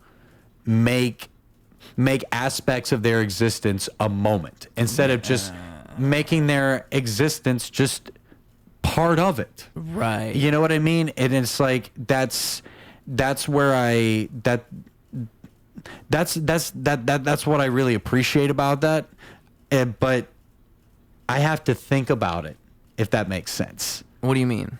Like, it just came off, like, that moment just came off so naturally in the movie, I didn't even think about it. Ah, right. And it's like, that's the trick. It's just the cookout would be too on the nose. Way too on the nose. And absolutely right. And it's just like it's you're right. It has to be subtle. I mean, that's good art in my opinion in general. If you're really good at what you do, it should be so smooth that it should just seem natural. Yeah, and thank you for saying that, because like when I was on tour with Aaron, one thing I noticed is that it's the difference between 10 years and 1 year in the game.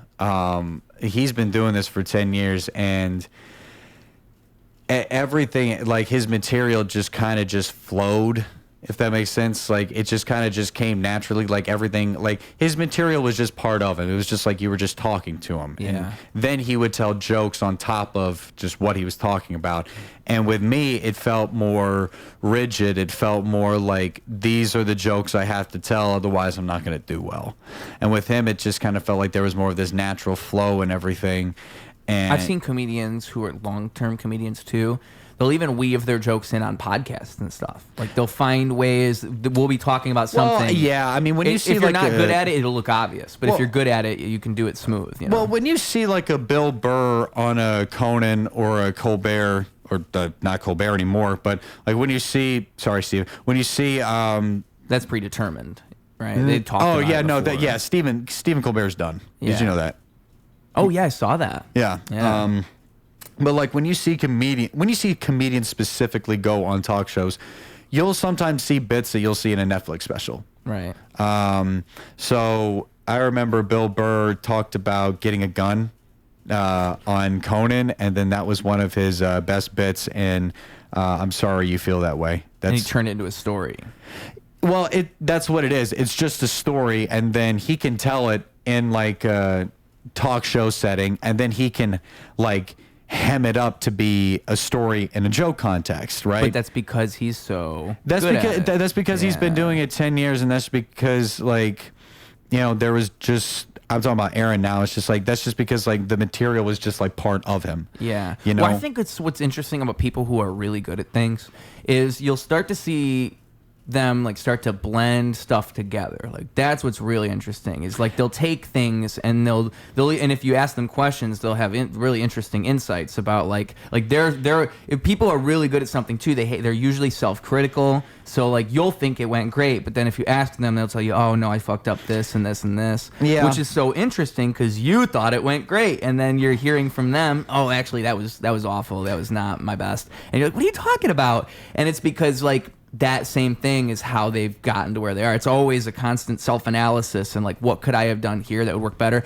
And then all of that, and then in the moment not thinking about any of that and just doing the thing that feels the most natural. Because that's what practice makes perfect is. It's all those hours you've just spent to make you that robotic machine that does know how to weave jokes in and out without thinking about it, without thinking how do I properly introduce them to this and set this up. And the thing about that is like, yeah, I was just so tied to my material.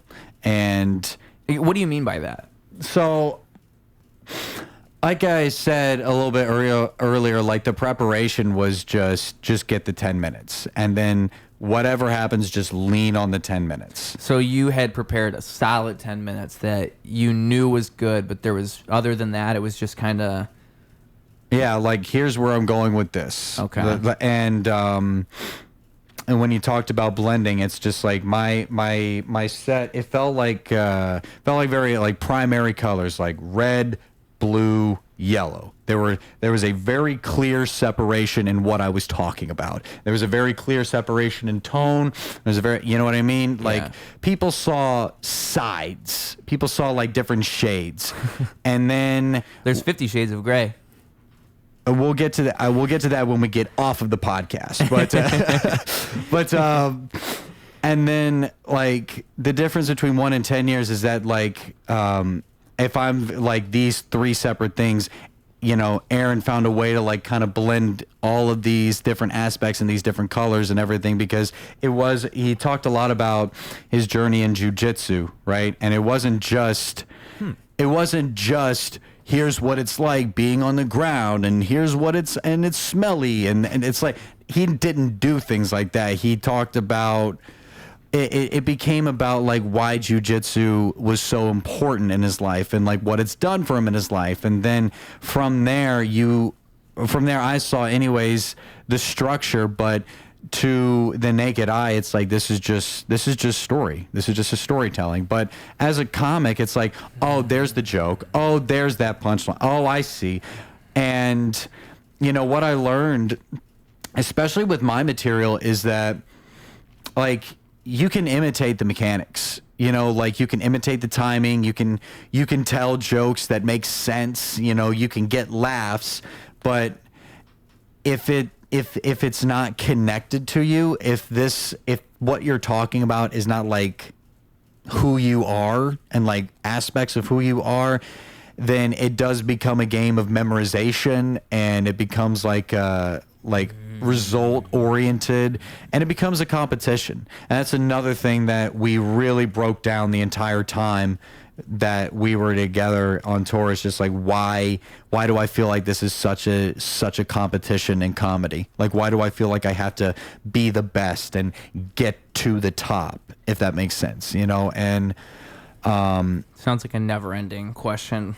And it's also a fruitless endeavor. And the way that Aaron kind of helped me see it, and the way that I'm approaching it now, is like, there is quite literally nothing I would rather be doing. I could have a wife and a kids in 20 years. I'd want to talk about them on stage. I could be sleeping on a futon in a 1-bedroom apartment outside the nuclear apocalypse, and I'd want to talk about it. You know, like, this is what I want to do for the rest of my life. So then, what is success? It's just doing it. It's just doing it and getting better at it, and then eventually just being it, if that makes sense. You know, because I don't know if I will ever be a very lucrative comedian. I realize that my comedy is not for the faint of heart. It's very much so is like the Star Wars prequels. You need a lot of context, and you need to see it a few different times and then talk about it. And then maybe we need to add an animated series to add a little bit more. But, you know, like, you know, it's just like, this is success to me, I guess, is just knowing that I never stopped. Wow. It's a great answer. Because my answer always is, like, I think that fame is not what I am thinking of. I think I am thinking of probably influence, maybe would be the word. I just think that, like, reach and influence is such a valuable thing, because I think that you can change people's lives, but they have to know what you are and what you're saying first. And so my greater goal is always, like, how do I get people to just find me first? Because that's the hard part. How do I get people to figure out I exist? And then Don't go to Reddit. that, do not go to Reddit. Yeah, right. Stay away from there. Just stay. I put my comedy on Reddit. There are so many mean people there. Oh, TikTok breaks my heart with the mean comments. But anyway, success. It's 8-year-olds. That's what hurts on TikTok. They're really mean. There was one comment where a guy just said, "This just sounds like a conversation in a bar." Yeah. It's like, oh fuck, that hurts. It hurt. Well, I heard Casey Neistat say once, and I try to apply this wisdom to hate comments, is it only hurts if it's true. So if it really bothers you, there has to be some truth to it, because otherwise, why do you care? Otherwise, it's like, well, why do I even care that someone said this? I just respond with dumb positivity. Yeah, I try to troll them back or have just some like fun back. I like your opinion with an exclamation point. Yeah. Just very corporate. But I think even that is an indication of success. Truly, is seeing people say mixed things, because I think that it's a confusing thing when you get somewhere and you reach somewhere that is truly influential and changes people's lives. There are going to be people who are going to not like it and be haters. That's just a truth of the world, no matter what you do.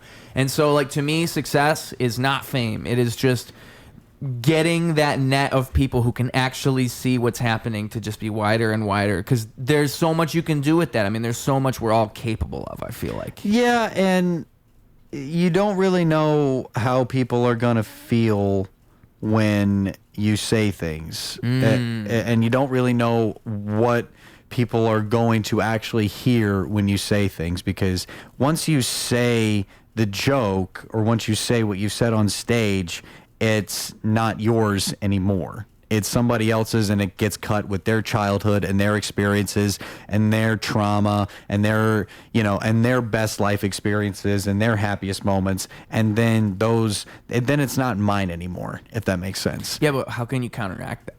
Like, how do you do that without... And that's why success to me is never stopping, because no matter what, somebody will probably have a problem with what I say.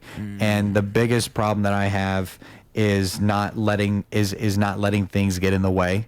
And that's been a very big obstacle that's been in the way. It's just like, what do people actually have to say about this? Because you don't get into this not wanting some level of material success. Yeah. Like, let's call a spade a spade. Like, we both get on stage because we both feel like we have something to say and people should listen. Yeah, right, yeah. There's some level of arrogance there. Yeah, it's one of the most egotistical things you could possibly do. So it's like, how can you approach this in a way that is, at least my approach, in a way that's humble? Right. Because I have a lot of ego and a lot of anger, and I need to check both of those things quite a bit. See, like, what I've learned, I have to do my best to not be a hater. Like, whenever I don't like something, I just try to remind myself, like, it's a reflection of me. Like, that's what's really happening. It's not, it's whatever. I don't like it, but it's truly a reflection of me. And, like, I think that there are things I truly don't like because I think they're wrong. That exists too, where I think, like, it breaks the rules of the universe in my mind. But then there's all these other things where it's like things that'll upset you. They're like music that'll upset me. I'm like, I don't like this. Like, it's not rap to me. I'll think that with a lot of hip hop. I don't like it, but it's because I know who I am. I am a hip hop lyricist rapper who has a certain standard that makes me. That's what I dude, it makes me good. But also it makes it so it's hard for me to like all that stuff, but it's not for me. And that's me not being a hater, is me saying it's not for me. Because I could just say it's all terrible.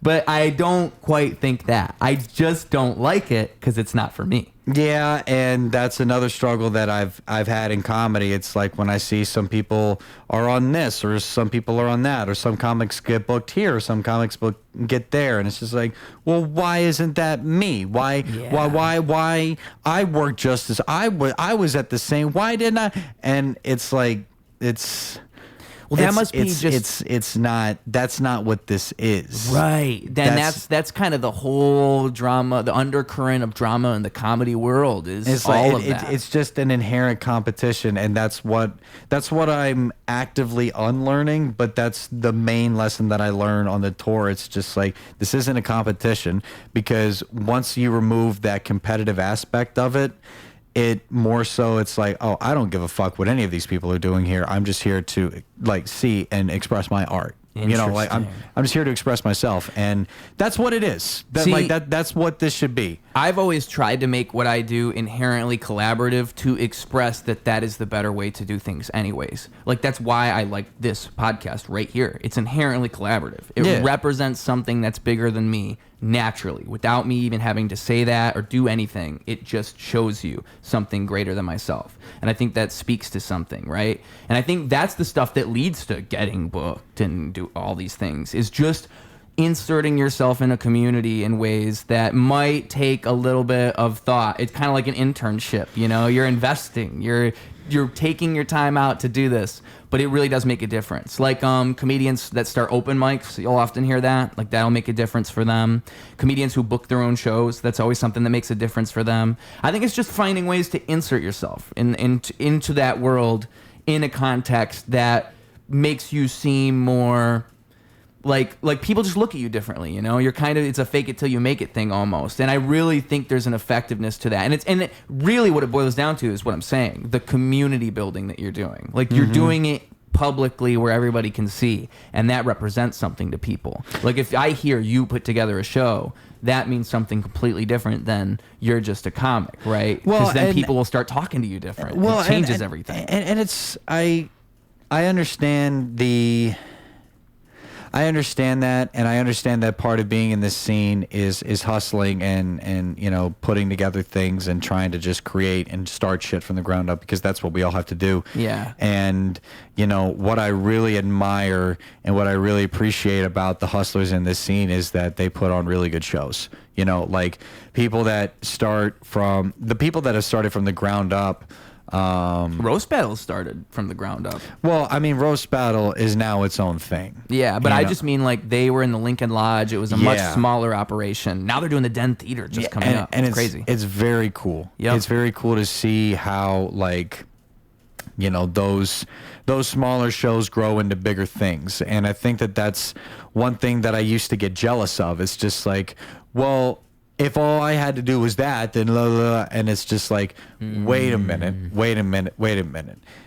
It's not about that. And more than anything now, my attitude is switched to, like, I really respect the fact that people have just carved their way out, and they've just carved out their own little niche in the scene. And that's really cool. Well, it reminds me of the quote, comparison is the thief of joy. Yeah, exactly. Yeah. And, you know, another thing that Aaron really stressed on the tour with me, and another thing that I had to tell myself when I start getting in this, like, competitive mindset, is that, like, you don't let your food get cold watching somebody else eat, if that makes sense. Like, you have to just eat what's in front of you. And I like that one. That's good. Yeah. And I'm very, very excited to be back after this tour. It was so humbling, because I went to the first two mics and just absolutely fucking tanked. Like, I'm putting away all of the material I did on the tour, and I'm just starting from scratch. And ground zero, we might call it. Oh yeah, it's like, oh yeah, no, I suck again. This is good. This is great. Yeah, man. One thing I want to add to what you just said too is I think that your version of success often looks nothing like what you expect it to, you know? Yeah. So it's you compare it and you say, oh, why am I not getting the things that so and so's getting? I think it's always so weird how success tends to work. It's always like a snowball where this random relationship turns into this thing, and then this thing turns into this thing, and out of nowhere, all of a sudden, all these things are happening. But it wasn't out of nowhere. It actually was all these things that led to this thing. Like it's the belief in that process that actually gets you there. Yeah, and the process itself was fun, you know? Yeah. Like, yeah, because you never know. I mean, I think it's always fun casting out more hooks just to see, you know? well, and you have to get used to no. You have to get used to just being told no several times. And, you know, there were the one apprehension that I had about going on this tour was Aaron's going to get booked. I know he's going to get booked, right? I don't know if I am. You know? Yeah. I don't want to be, and the challenge for me was I didn't want to just be the guy that brought him. I wanted to be a comic in my own right, if that made sense. Yeah. Right? Like that you don't want to be a tag along type of thing. no, and when I went to these places, people knew who Aaron was, and then they were like, "Oh, and you're with," and it's like Batman and Robin. which it's like, hey, I knew that was going to be the case, and in many aspects, that's how it was for most of the shows. It was just like him number one, me number two, and that's how I looked at it until it was like, that's not what this is. That's not. It's not. It like he didn't get a fucking gold medal because he got the most laughs, and I didn't get a silver medal because I got the second. Like, that's not how this works. Yeah. And Batman and Robin is a really good. It's a good comparison because that how I looked at it when I started the tour. It's just like, this is my mentor. This Aaron's my comedy mentor, right? And when I brought him home to Nashville, like, we stayed at my parents' house, and when I brought him home and he met my parents and he met some of my friends from high school and from my old internships and everything, it was like a worlds colliding moment. I had always talked about Aaron like, this is my mentor, this is my comedy mentor from Chicago. So it's like, it was just a worlds colliding moment the whole time, and it was really weird because it's like, oh yeah, my former boss and my mom are in a conversation with my mentor in comedy. And as the tour kept going on,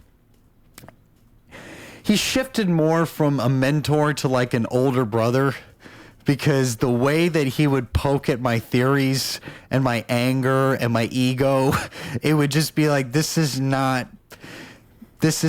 funny. You play poker like an asshole? Let me tell you something, all right? If I had a flush in the first hand, and I bet $2. If anything, I'm a nice fucking guy. I should have bet the fucking house. I should have been like, try it, anybody. But I no, want to hear bet his side of the story. I want to hear it. he's a little bitch because he had to work his way back into making money, but nah, man, that was some shit. That's another like, he just kind of became this older brother, and I think that was probably the best experience I've ever had in comedy, was that tour, and I'm really thankful that he thought that I could handle my shit out there, because I don't think he would have gone on tour with me if I couldn't. Well, yeah, that says something. Yeah, for sure. You know, and I really appreciate him. He just dropped his special, by the way, for those listening. Yeah, and he's dropped. Oh God, I'm not. Oh, you're not qualified to say anything else? No, I'm not doing your promotion, Aaron. You do it yourself. He is doing. He gave me the idea of like posting a picture from a YouTube video and then putting the comment on screen and just using that as a post. That's a great idea, because he's been doing that to promote his special. He'll post a screenshot from the special and then a comment. And that's like, oh, dude, you're genius. Yeah. He's amazing. He's great. I saw it all 2 fucking weeks. I'm tired of it. We don't need any more of this guy. I'm kidding. I really appreciate the experience, and I really appreciate going with him and everything. So you joined his journey, literally. You literally joined his journey. Stop sucking his dick. Jesus Christ. He's not even gonna watch this, No, so it's probably fine. not. Probably not. Nah, man. Yeah, I got to perform in front of all of my old friends, in front of my parents. One of my gags, one of my best jokes, is about how my dad's a magician and he couldn't defend the family. And he was there? Yeah, he was there, and he took it on the chin. And my mom, I did a couple jokes about my mom too, and yeah, it was just so much fun. It was just so much fun, and I got to do comedy with this guy named Cameron Gumpy, and this wonderful lady named Courtney. I'm sorry, I'm blanking on her name, but she was wonderful. Cameron and we started comedy. I started comedy about writing about 5 years ago, when he was kind of a writing buddy of mine because we were connected through an internship, and I finally got to do comedy with him, and it was so much fun. Oh, really? Yeah, it was so much fun. We So did. You guys had hung out and you had a relationship, but you never did comedy together. No, and this was the first time that he had actually seen me do stand-up, and this was I think the second time I'd seen him do stand-up, and it was so much fun. It was just so much fun to do that. And then we went to Indianapolis and we stayed with my frat brother. His name is Landon. Yeah, Landon is sort of this nature Buddha hippie guy, and he's very in tune. He's very self-aware, and he's very emotionally mature. And it was interesting to watch me. According to Aaron, it was interesting to watch me interact with him because I'm just not those things. I'm just I'm just not as emotionally mature as Landon. And you know what that means? You know what I learned what that means? He can set boundaries. That's what being emotionally mature means. And that's what I struggle with. That's another thing that I learned on the tour. I struggle with setting boundaries. How so? You mean I can only do... I mean, I'm bad at that. No can be turned into a yes if you ask me enough. And that is not good. I see. We would analyze, I don't know why we analyze my old past relationships, but it's just shit, I really was a whatever you need, babe, kind of a boyfriend. And that's just not gonna fucking work. Maybe if I'm the perfect partner, none of the bad things will happen. No, that's not. Just set the fucking boundary, Jack. Yeah, you're right. Just set the fucking boundary. I'm probably the same way. Because the thing is, my deep down, all I want, if there was a woman that I loved, all I would want is to please her and make her. I would I would, and there's something very subservient about that. Yeah, but they don't want that. You don't want that. Yeah. No, they at least from my experience, they want you to set boundaries. They want you to see that you can draw a line, and it's well, I wish someone had told me that 16 years ago. Yeah, why were there movies with a guy standing outside with the boombox? That never works. Yeah. That never fucking works. Fucking lie. Never fucking works. PSA. You find the dream girl, don't do the boombox. All right? Just no matter what they tell you, no matter how old you are. That is the fucking movies. Doesn't matter what song you use. No. Nothing. No. Yeah, nothing like that. Don't even climb into her window. Don't ever do the window trick. No, actually just quietly walk away. How about that? There's so many movies where they climb in through There's nothing cinematic about that. There's nothing cinematic about just being all right, see ya, and then leaving. I mean, there's probably 1 out of 100 times something like that has worked. It makes me think of when you see those crazy proposals where they must have paid thousands of dollars. I'm so happy we're talking about this at the 1 hour and 52 minute mark, because I know if any of my exes ever watch this, they're not making it this fucking far. This is getting clipped and getting put on a separate channel. But oh, damn it. I lost it again. What was I saying? Exes. Yeah. What about them? What was I saying about them? Exes. All my exes live in Texas. You're not George Strait. I mean, X's. What were you saying? God damn it. You mentioned the hour mark, and I just had numbers in my brain, and that just threw all the words out. Sorry. X's. No, dating people. Yes. And being like that. Yeah, they don't want that. And I feel like... Just be a person. Well, yes. Just be a person, have your hobbies, be able to say, no, I can't make it tonight, I'm doing this thing with this. Like, just literally just be a person. That's emotional maturity. Literally just be like, no, I'm sorry, I can't hang out tonight, I'm doing this. Maybe I can see you after this, or maybe we can just hang out another time. I can't. But if you're just like, okay, I'll drop it. No. Yeah. Don't do that. Yeah. Because then you become... Well, I think... Whatever you need, babe. The thing is... Oh, God. What I think is I think it extends beyond relationships. And I think I see a lot of people who...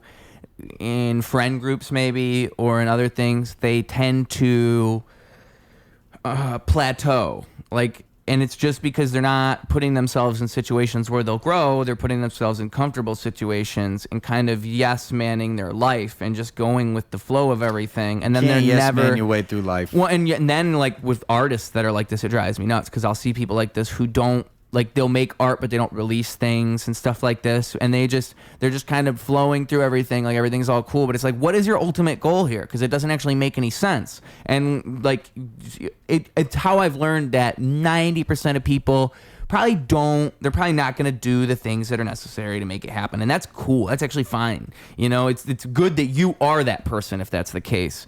But it's just like, don't give everybody your advice. Don't explain everything. Like, it's people are their own breed, and you just have to observe. You just have to look out and observe and learn about the world. Well, that's what Aaron also kind of stressed. He's just like, you need to live your life. You know, you need to live your life, and you need to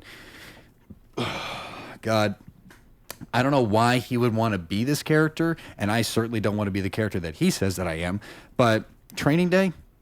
Why does he say that? Control your smiles and cries. That was the lesson that he taught me, and it's very true. It's very true. I would not want to be Denzel Washington in that movie because of how that movie ends, and I wouldn't want to be the white guy in that movie either because he gets thrown in a bathtub and has a gun pointed at him. Yeah. That's just me. Yeah, that's just me. Well, and that's who you are to him. Well, and that's fine, and that's what it's like. Oh, you're an older brother. Yeah, you're an older brother. Like, I guess in that sense, he would be the Obi-Wan to my Anakin, which I really, really hate. I really, really hate. Why is that so bad to you? I mean, that's kind of nice in a way, right? Because Obi-Wan wins the ultimate fight. Yeah. But, hey, Jack, it's not a competition. Fuck. You become Darth Vader. That's cool. That's not cool. Okay.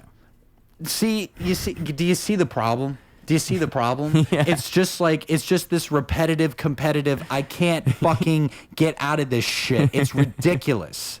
It's ridiculous. And it fucks with my head, and it fucks with like romantic relationships, because it's just like, I have to be the best boyfriend. I have to cook the best meals. I have to say the perfect thing. I have to get and it's just like, oh my God, I can't chill out from this shit. Yeah. It's so obsessive. Interesting. It's obsessive, repetitive, competitive. It's obsessive, repetitive, and competitive. So, like, what could you do to break out of that mindset? Just probably like mantras. I've tried weed. Yeah. We tried that. It doesn't work.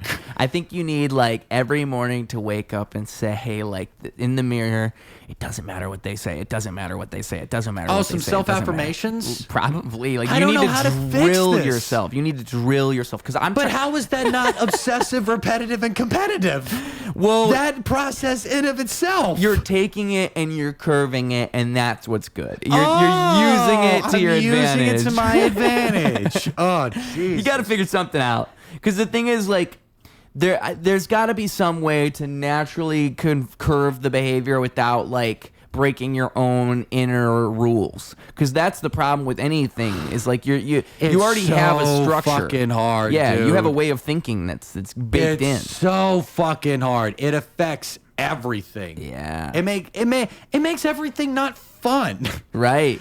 Well, I think because in competition you lose. Right. You win or you lose, and if you're not one of the best, then you lost, and it's like, fuck, I hate that. I had a coworker once, and he was very like he would talk about things as if he had to have like some grand concept for everything before he did anything. And that type of thinking, I think, stops people from doing all sorts of things. Like if I convince myself everything has to be perfect and everyone has to see like there has to be a certain brilliance to this, I think then you don't do all sorts of things because you're always being so analytical that this isn't good enough and this isn't good enough and this isn't good enough, and then you put yourself in a position where now you can't even do anything because everything is self-analytical and you just constantly do that. No, and I'm a Virgo man, which apparently is the worst according to every single fucking girl I've ever talked to.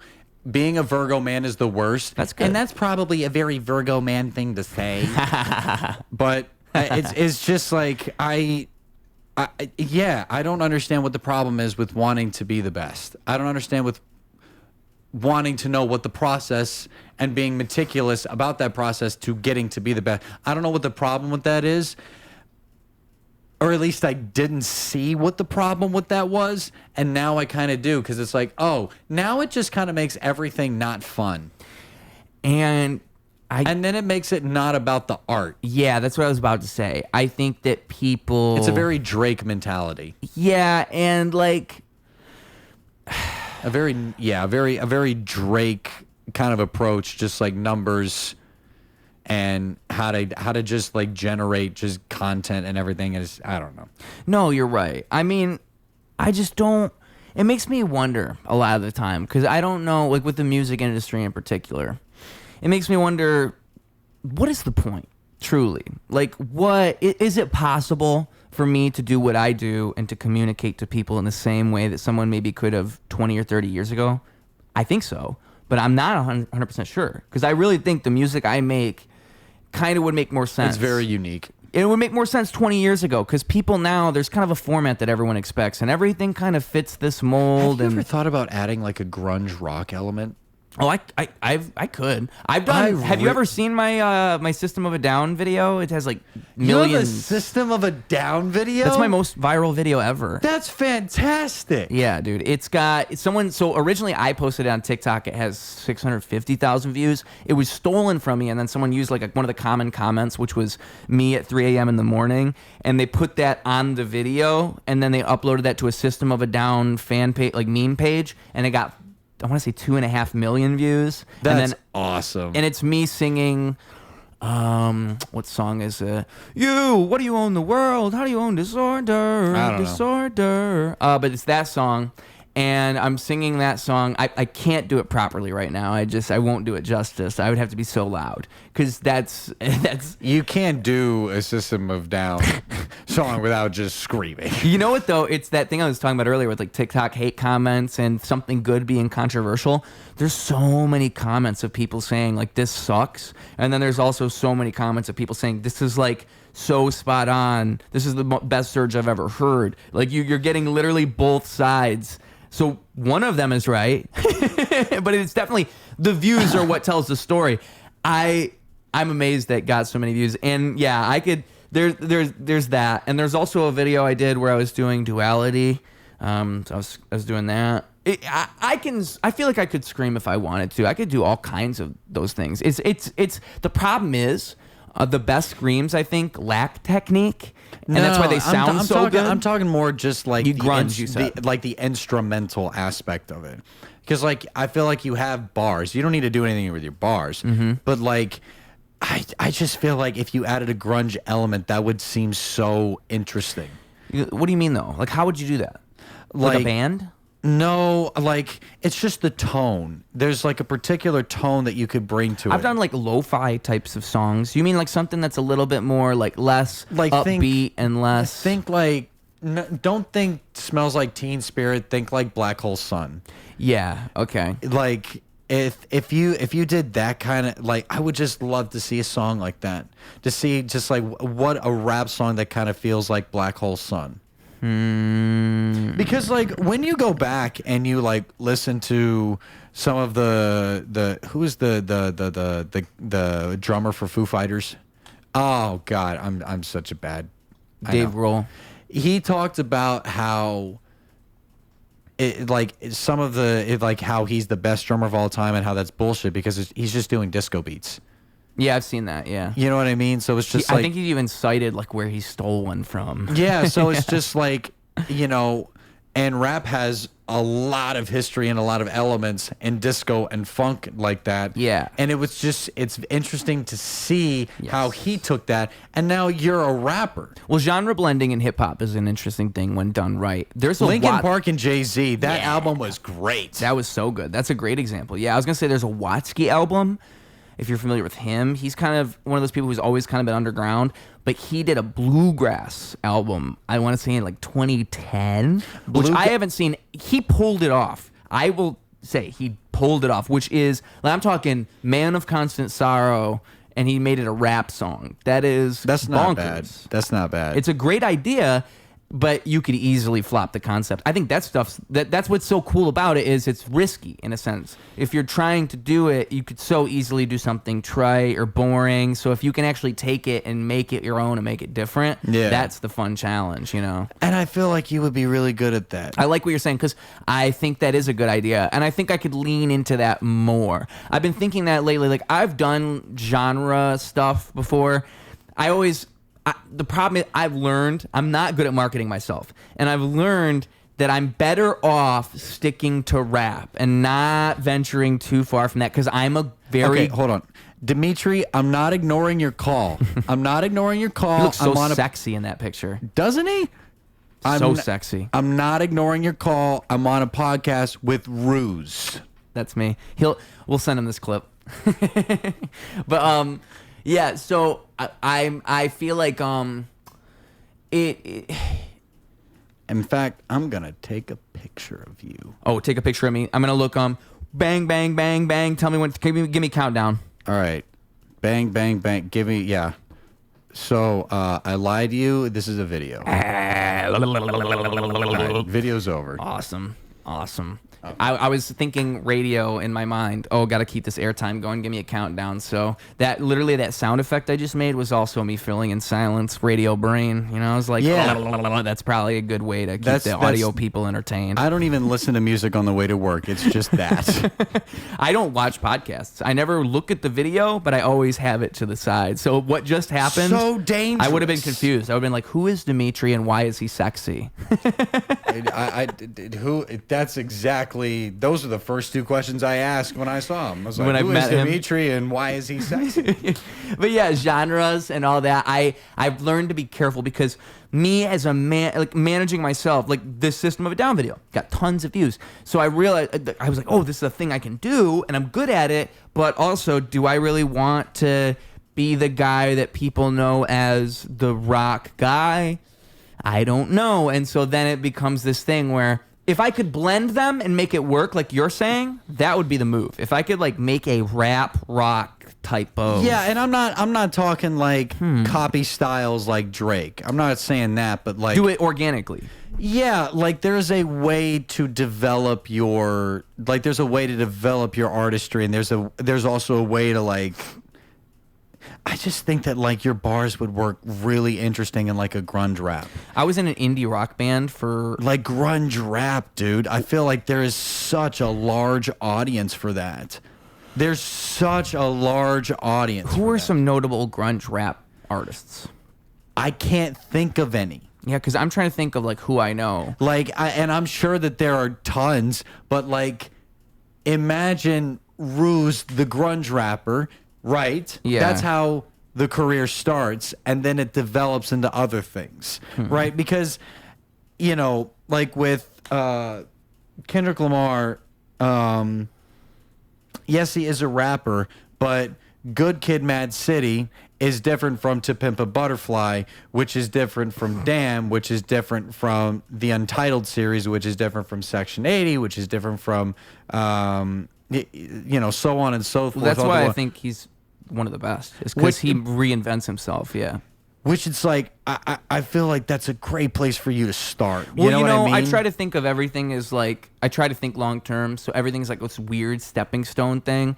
And I've learned to only be so hands on, in the sense that like that's how I ended up at Roast Battle, just being so hands on to where I'm being creative, but also I'm not like seeking something out, and then it just kind of comes to me. So I'd want to be careful heading too far in that direction, because I wouldn't want it to be something like I've learned too. I'm talking vibe. I'm not talking like. But what I would want to do is do some songs that are like that, but not make it my thing. Because that's what I've learned too, is I don't want people to look at me. I think that's kind of the fun of ruse. It's like I am whatever you want me to be. It's all a ruse. Everything is a ruse. And that's kind of what I'm representing, is that I'm this multitude of things all at once. And that's why I can do different things. That's why I could do this thing and this other thing and this other thing, because nothing is really anything in the first place. And it kind of represents that. So What the fuck does that even mean? So if I'm going to go do a rock song and then I do a rap song and you conceptualize me as a rapper, that's going to fuck you up a little bit if I nailed the rock song. Yeah. Because then you're going to think, well, maybe he's more than... Like, I think Post Malone does that pretty well, where he blurs the line of genre pretty well. I mean, he leans in certain directions. I'm not saying be Post Malone. No, I know you're not. But I'm just saying, like, because hip-hop ever since, I don't know, 2016 probably, I think the SoundCloud rappers really blew it up, but it's just exploded in genre and the way that it takes different things and blends them. So it really does take a certain type of mind to do it right. And I appreciate you, because I know what you're saying is I am that type of mind, and I should be doing it with something like grunge rap. And I think you're on the right track too, because I think like a darker style would benefit me. Well, I mean, because when I hear your bars, they're raw. Exactly. You know what I mean? They're raw. They're vulnerable, and like the beats you create is just like this is interesting. So I don't make the beats. Interesting. Yeah. But then it's just like I would want to hear like. I don't like. I'm not saying change up your flow or anything like that. It's just no. like, I understand. I would really love to see that. Just from a creative aspect, from an artist standpoint, I really feel like that would be interesting for you. Well, I was in an indie band for about a year. It was called Lemon Collies. I want to say it was 2018, and that was a big learning experience for me, because I don't listen to that type of music. I never did. So it was this weird thing where I think that's what made the music what it was, because you have this rapper mentality over these indie rock instrumentals, and it creates something entirely unique because that's exactly what it is. And it's not like I was rapping over everything. It's just I was using the songwriting mechanics I already had in my mind over that type of thing. And I think that's what made it. The whole album was called Gloomy Bloom, and it was the Lemon Collies, Gloomy Bloom, and Melancholy. And the whole idea is that it's like a seasons is the theme, and it's exploring seasons. And there's my favorite song off of it is called Summer Alone, and the hook goes, "Summer's over on her way to the moon. I never thought I'd spend the summer alone. Summer's over, wide awake in a tomb. I never thought I'd call a casket a home." And that's the basic hook. Mm-hmm. And then, which I just love that idea, because it's taking that whole theme that runs throughout the whole album, but then applying that to a relationship, and like the relationship's over. It's this summer fling type of by saying so little, it's saying so much. And also the end of that song, it's the closest I've ever gotten to writing something that's like classic rock. So it goes, "Wait for me on that golden coast. I see the seas. I know you're close. I'm pleased to be your frozen ghost. I'm reaching sea. Don't you even know? Don't you even know how it needs to be, how I see it go, how I seem to be, as of recent, no way to reach for me, way to speak and I know, well, eat me to pieces and leave me the poem, and leave me for summer. Whoop. Go it alone. I know I'm a bummer. Just loan me a home and we'll see the world. Well, as I have known. And I just love that song so fucking much. It's one of the best things I've ever written. And it just, I can't do anything with it except sing it to you just now. No, I was getting down with it. But he was getting down with it too. But to your point though, of like, I think that it's that thing where I'm writing it kind of like a rapper would write a rock song. And I think that actually makes it work. There's something about taking a genre and applying that. And I think a lot of the time what you see is rappers who try rock music, but it doesn't really, it's not where their heart is. Like they're just trying to do it. And I think that you can tell. Whereas like if you're writing, a song should just be organic. It should just be what it is. It should just come out. And I think they're trying to write a rock song. Like I think, no offense to MGK, I think his rap music is full great. offense to MGK. I think as a rapper, he's very good. But he does rock music and it makes people look at him differently. And also when I say very good, I think Eminem destroyed him. I am so happy you said this. This is what I was going back to. Like, you can imitate the mechanics, you can imitate the timing, you can imitate aspects of it. That doesn't mean that what you say has substance. Right? Exactly. So MGK's raps, yeah, you can rap. Yeah, you have the mechanics, you have the timing. There's nothing behind what he's saying. When Eminem is writing his lyrics, your beard is weird. That was what he said to Eminem. Your beard is weird. That was basically the culmination of his diss. Well, it's a great example, right? Him and Eminem, and just the diss tracks they had about each other. And I think that's... And it's so elementary, his writing, compared to... Because NGK needed like 4 or 5 lines basically to say that, you know, he's old, he's washed up, and that he doesn't get laid. And then the first thing that comes out of... and he's writing Rihanna's success and everything, and then the first thing he says, Rihanna just hit me on a text last night. I left hickeys on her neck. It's like 2 lines, and like half of MGK's diss has been fucking wiped out. Yeah, that is the which is also a class. It shows the.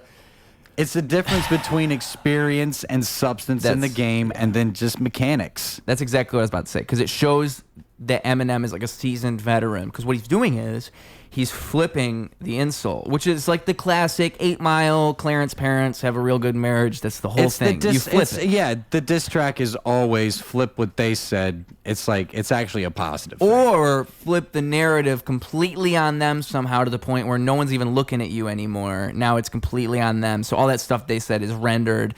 Like that would be how Drake was destroyed with the entire Adonis situation. I'm forgetting the rapper. I can't think of any notable disses in any of Drake's songs. Oh no, there was back to back. That was the whole thing. I'm saying from the Kendrick beef. I can't remember a single. I can't remember. Oh, actually, I can think of one.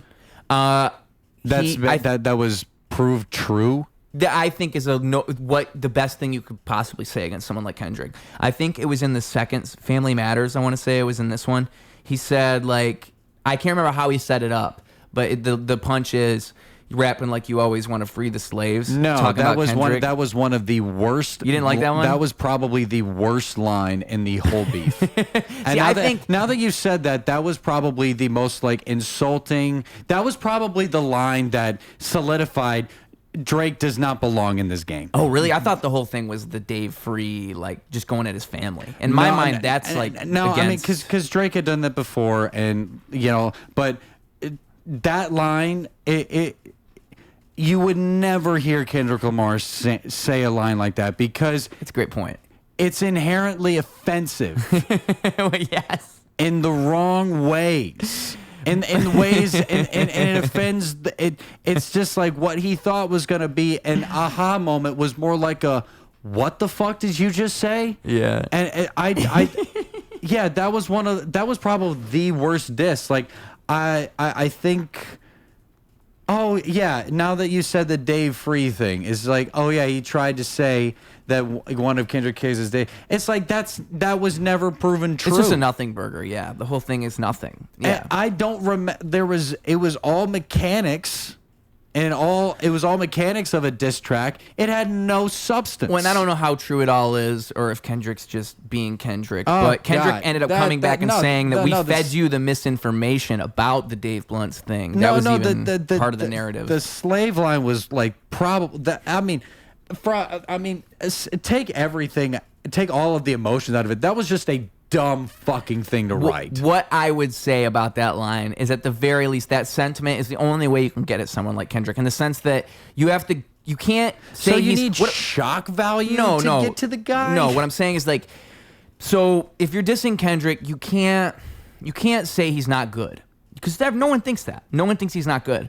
You have to go at his tone and his messaging. And I don't think the line is, like, amazing, but I think that if Drake had leaned more into, like, not the whole family angle, but the whole, like, Kendrick is disingenuous, he's not this guy you think he is, that maybe could have been more interesting than... Because that's a lot more of an interesting concept than me thinking. Which, don't get me wrong, I completely understand why you don't like that line.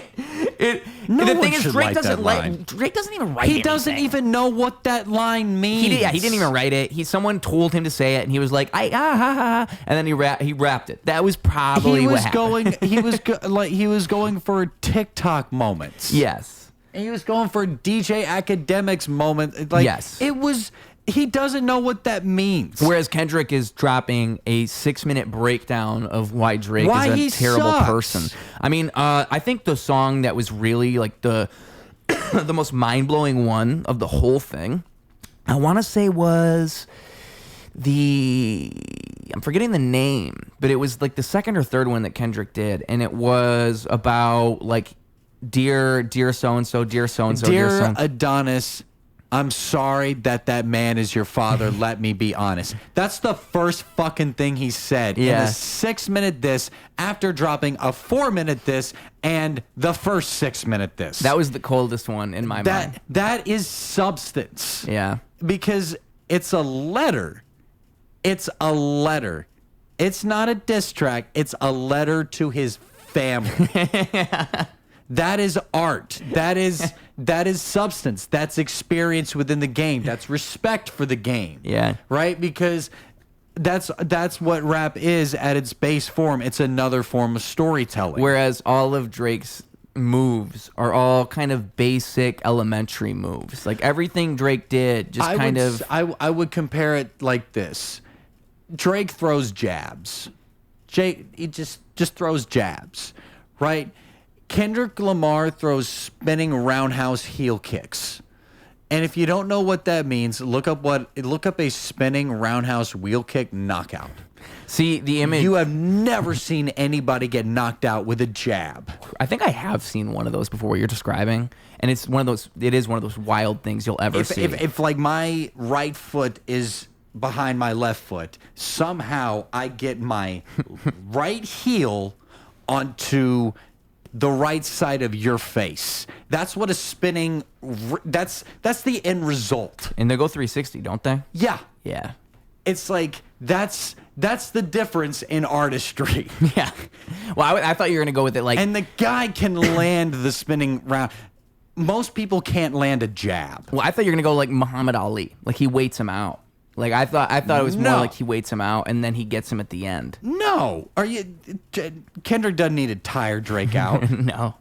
Kendrick, when he was like waiting 17 days, all he was doing was just analyzing.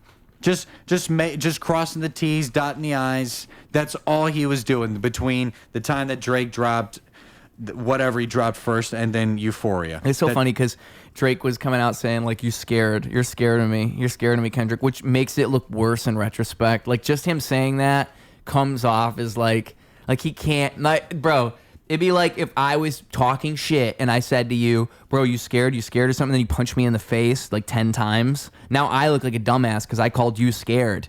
Because you weren't scared. You were just waiting for me to finish my bullshit. Yeah, and God, I am such a fucking liar.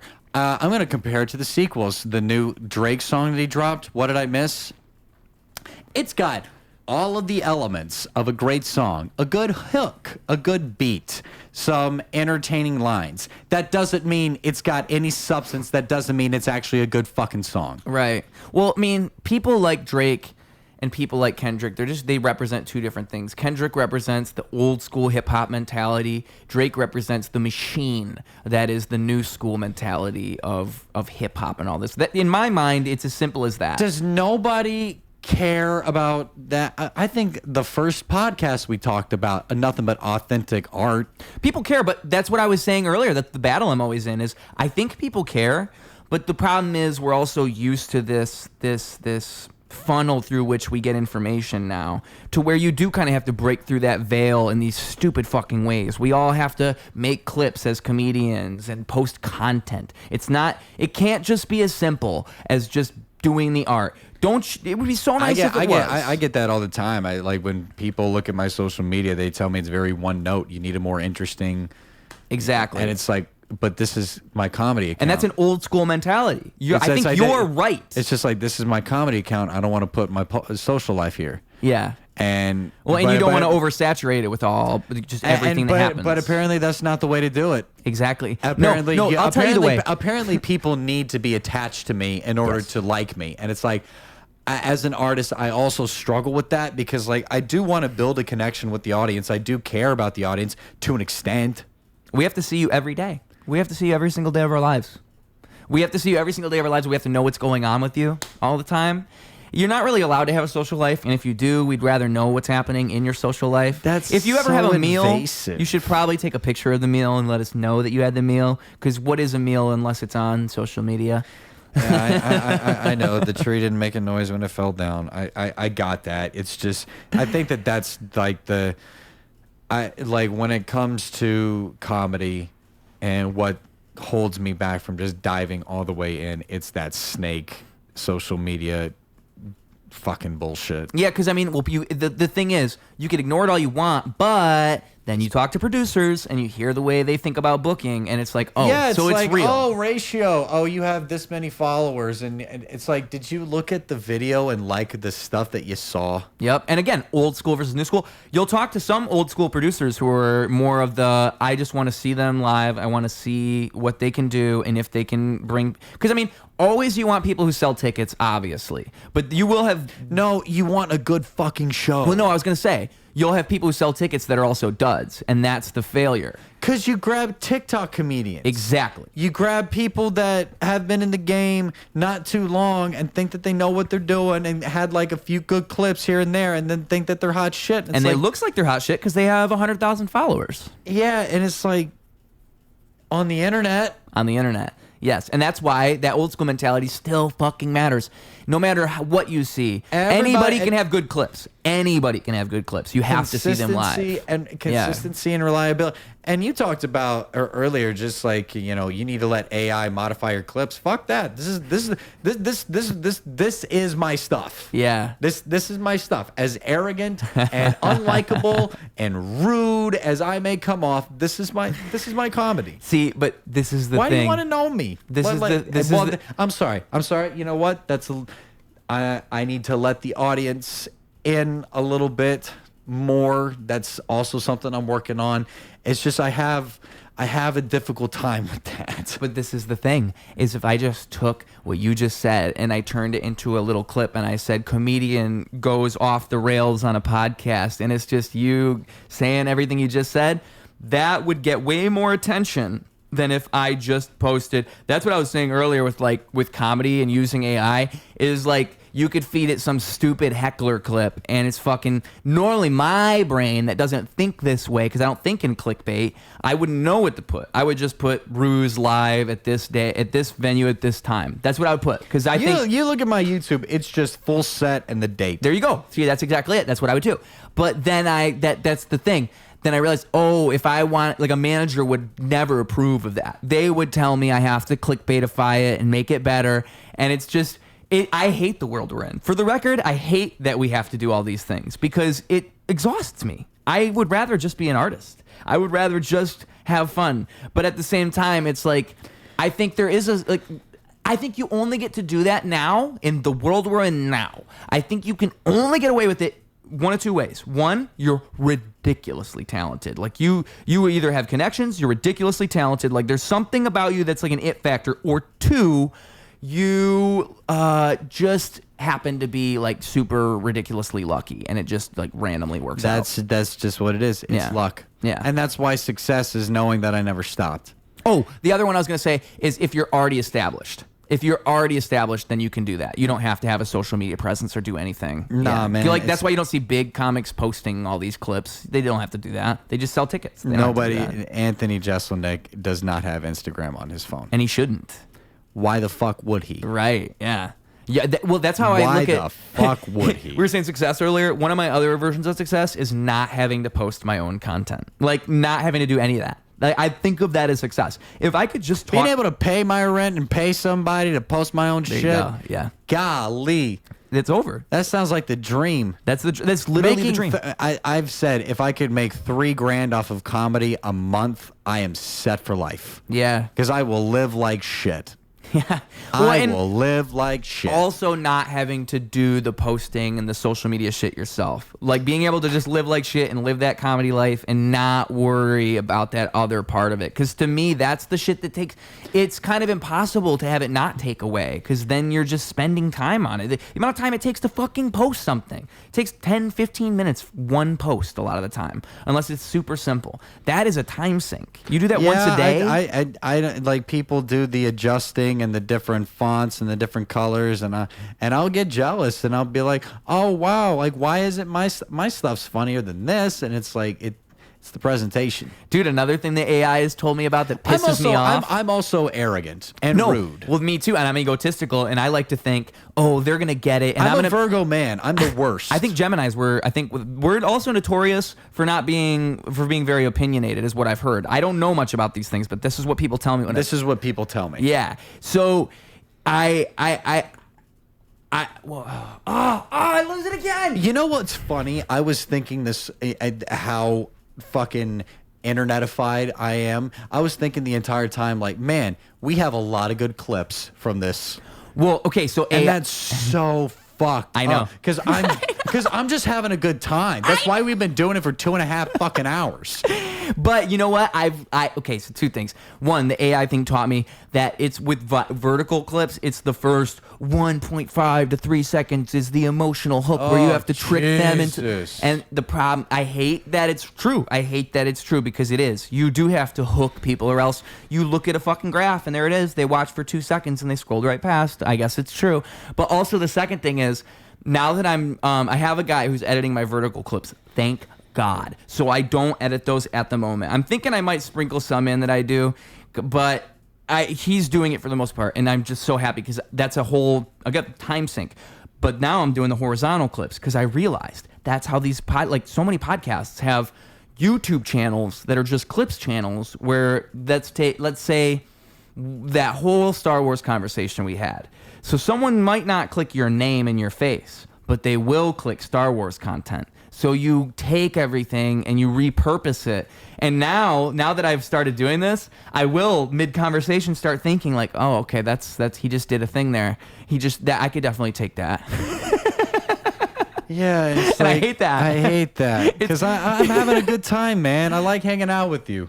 Well, let me say too, though, is I think that every time I do it, I catch myself and I just feel I stock it away and don't embrace it because I've learned the best things I've ever done in life in general are those flow state in the moment things like what you just said. I like hanging out with you. That's why I like doing this, because you get to hang out with people and get in a flow with people and just have a good time. And if it goes well, you forget you're doing a podcast. You forget you're on a camera and you're making something. It's like being in the ring. It's like being on the field. You just get into this. And that's the best it could possibly be. And so if you get in this mindset of, and I think this is where a lot of people fuck up, and in podcasting in particular, you'll see people who start a podcast and it's kind of like they want to be funny or they want to have a direction, and then they just go too far with that and it becomes stilted and unnatural because they're trying too hard to do something when what you were doing didn't need all these restraints. You could have just you could have just let it flow, but instead you play. It'd be like if you walked in and immediately as I was all formal with you and I just told you put your shoes right there. All right, we'll be stepping back here. Did you want a beverage? You look like a serial killer right now. Now you're laughing like the Joker. Well, it's just like people are like that, dude. People will conduct an interview like that. They're 2.5 scary. hours in. I'm telling you. What I just did was... And we never saw Jack again. Listen, I was channeling... No, don't say listen after I say that. No. I was channeling my inner sociopath. Because here comes the butcher knife. Hey, yeah, right. I got it hidden back here. They're under the Star Wars books. You open up one of those books and it's like, whoa, there's a razor blade in here. But I really think that most people just kind of, they don't even really know, like they're just kind of doing it to do it. It's like kind of what you said about like mechanics and just learning by, I think people learn by rote and they don't actually give a fuck about interviewing. They don't give a fuck about the thing they're doing. They just kind of want to do something. And that's where you get so much mediocrity. And I think it brings everything else down, because I think a podcast, an interview, you can do so fucking much. You can give somebody so much to work with, and then they can take that and give you so much to work with, and it's this beautiful thing. Whereas you could also do the exact opposite and just you could produce something awkward and awful, and there's way more of that than there is the good stuff. There's so many mediocre podcasts, especially now as we speak in 2025. So I appreciate the sentiment of what you're saying, because I think so many people forget that and they don't have a good time and they don't just let things happen. No, this has been fun. Well, I'll even catch people during the podcast. I feel like musicians more than comedians, and it's why I like having comedians, just talking with them in general. Musicians kind of, or just people like police themselves, and they'll try not to do things, and it creates an atmosphere that's kind of awkward for the other person. I've noticed that, where people they put up walls around random things, and it's because they care so much about what, like, they go into this thinking, oh, this is an interview, this is an official interview. Meanwhile, this is an opportunity to put my name out and everything. Yeah, and that's I think that's a mistake. I think that's how you walk into something and you psych yourself up. And yeah, it's like this. Just have a good time. And that's how I've led my life, and it tends to work. Like, literally. I'm jealous of you, man. I wish I could do that. I think, dude, I really think it's kind of a, now, I don't know. I think a lot of it is psyching yourself out and faking it till you make it. Because don't get me wrong, I still get nervous for things, and I still feel like, oh, this is the time I'm gonna fuck it up, and this is the time things are gonna go wrong. But at the same time, I feel like just putting all those things aside and just acknowledging the fact that generally that's not the case. Generally things go fine, and generally I'm not a fucking walking train wreck. But I can convince myself that I am, and I can convince myself things are going to go wrong. But that's not usually the case. Yeah. And then things tend to go fine. But I still have that inner demon within me. I think that's the thing that makes artists great, is that inner demon, that little tick. It never leaves you alone, dude. You need that dude on your shoulder who just what's the guy's voice who talks like this? He's Apu in Aladdin. Gilbert Gottfried. You need a Gilbert Gottfried on your shoulder. Just fucking yapping in your ear 24/7. I guess who's on the other side? Liam Neeson? Morgan Freeman. Oh, Morgan Freeman. Okay. Yeah. Okay. One of the caramel soothing voices. Yeah. Yep. There's got to be a yin and yang happening here. Is there anything you wanted to make sure to touch on during this? I mean, it releases about an episode or a month from now, if that matters. If there's anything you want to mention. Number one, thank you to Cameron Gumpy Courtney, everybody in Tennessee that I shared the stage with. Thank you, Mom and Dad, for coming out. Thank you, Miss Danielle, for coming out as well.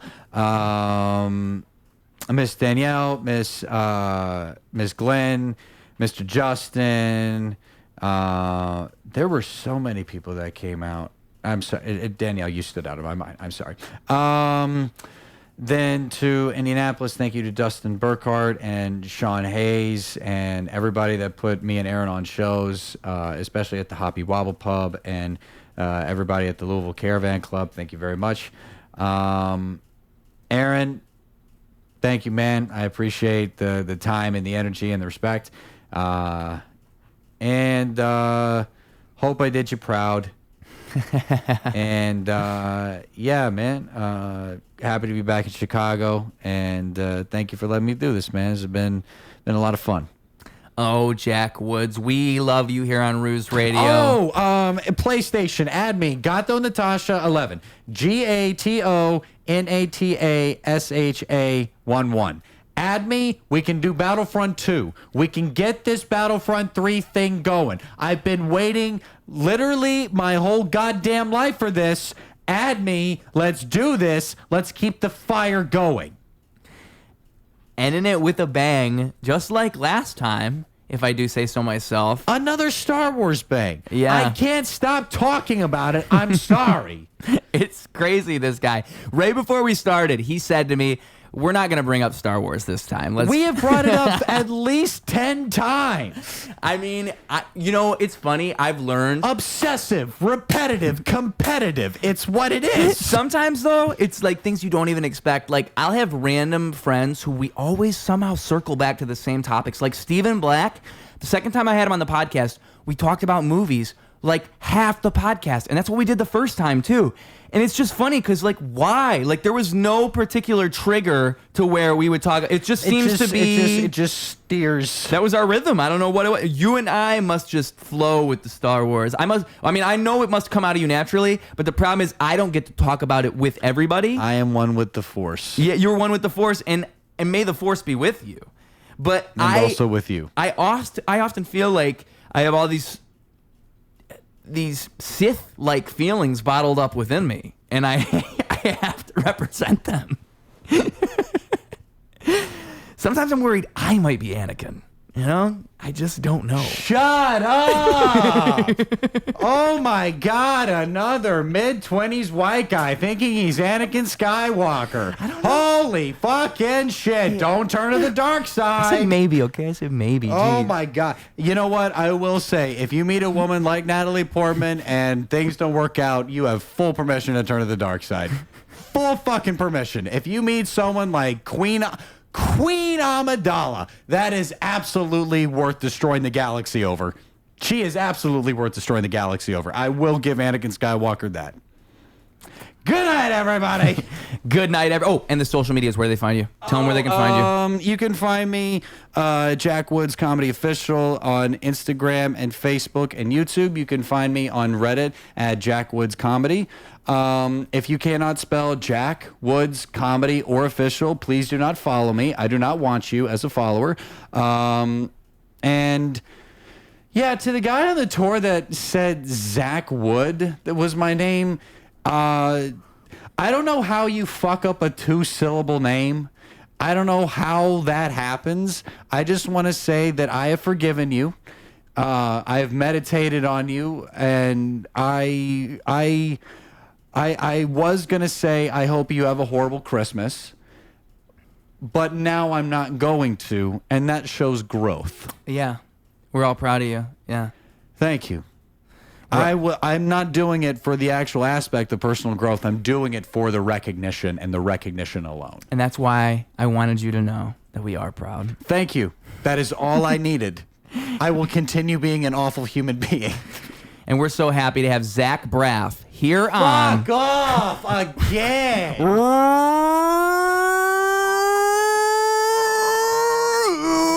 Ruse Radio! Clocking out. Double down, competition couldn't help him to rock. Missed the whole time, holy fell through the flock. That's an ordinary miracle, wealth to the block. It's a balance in the character. character that's calm and collect. It's apparent his caricature is lost in the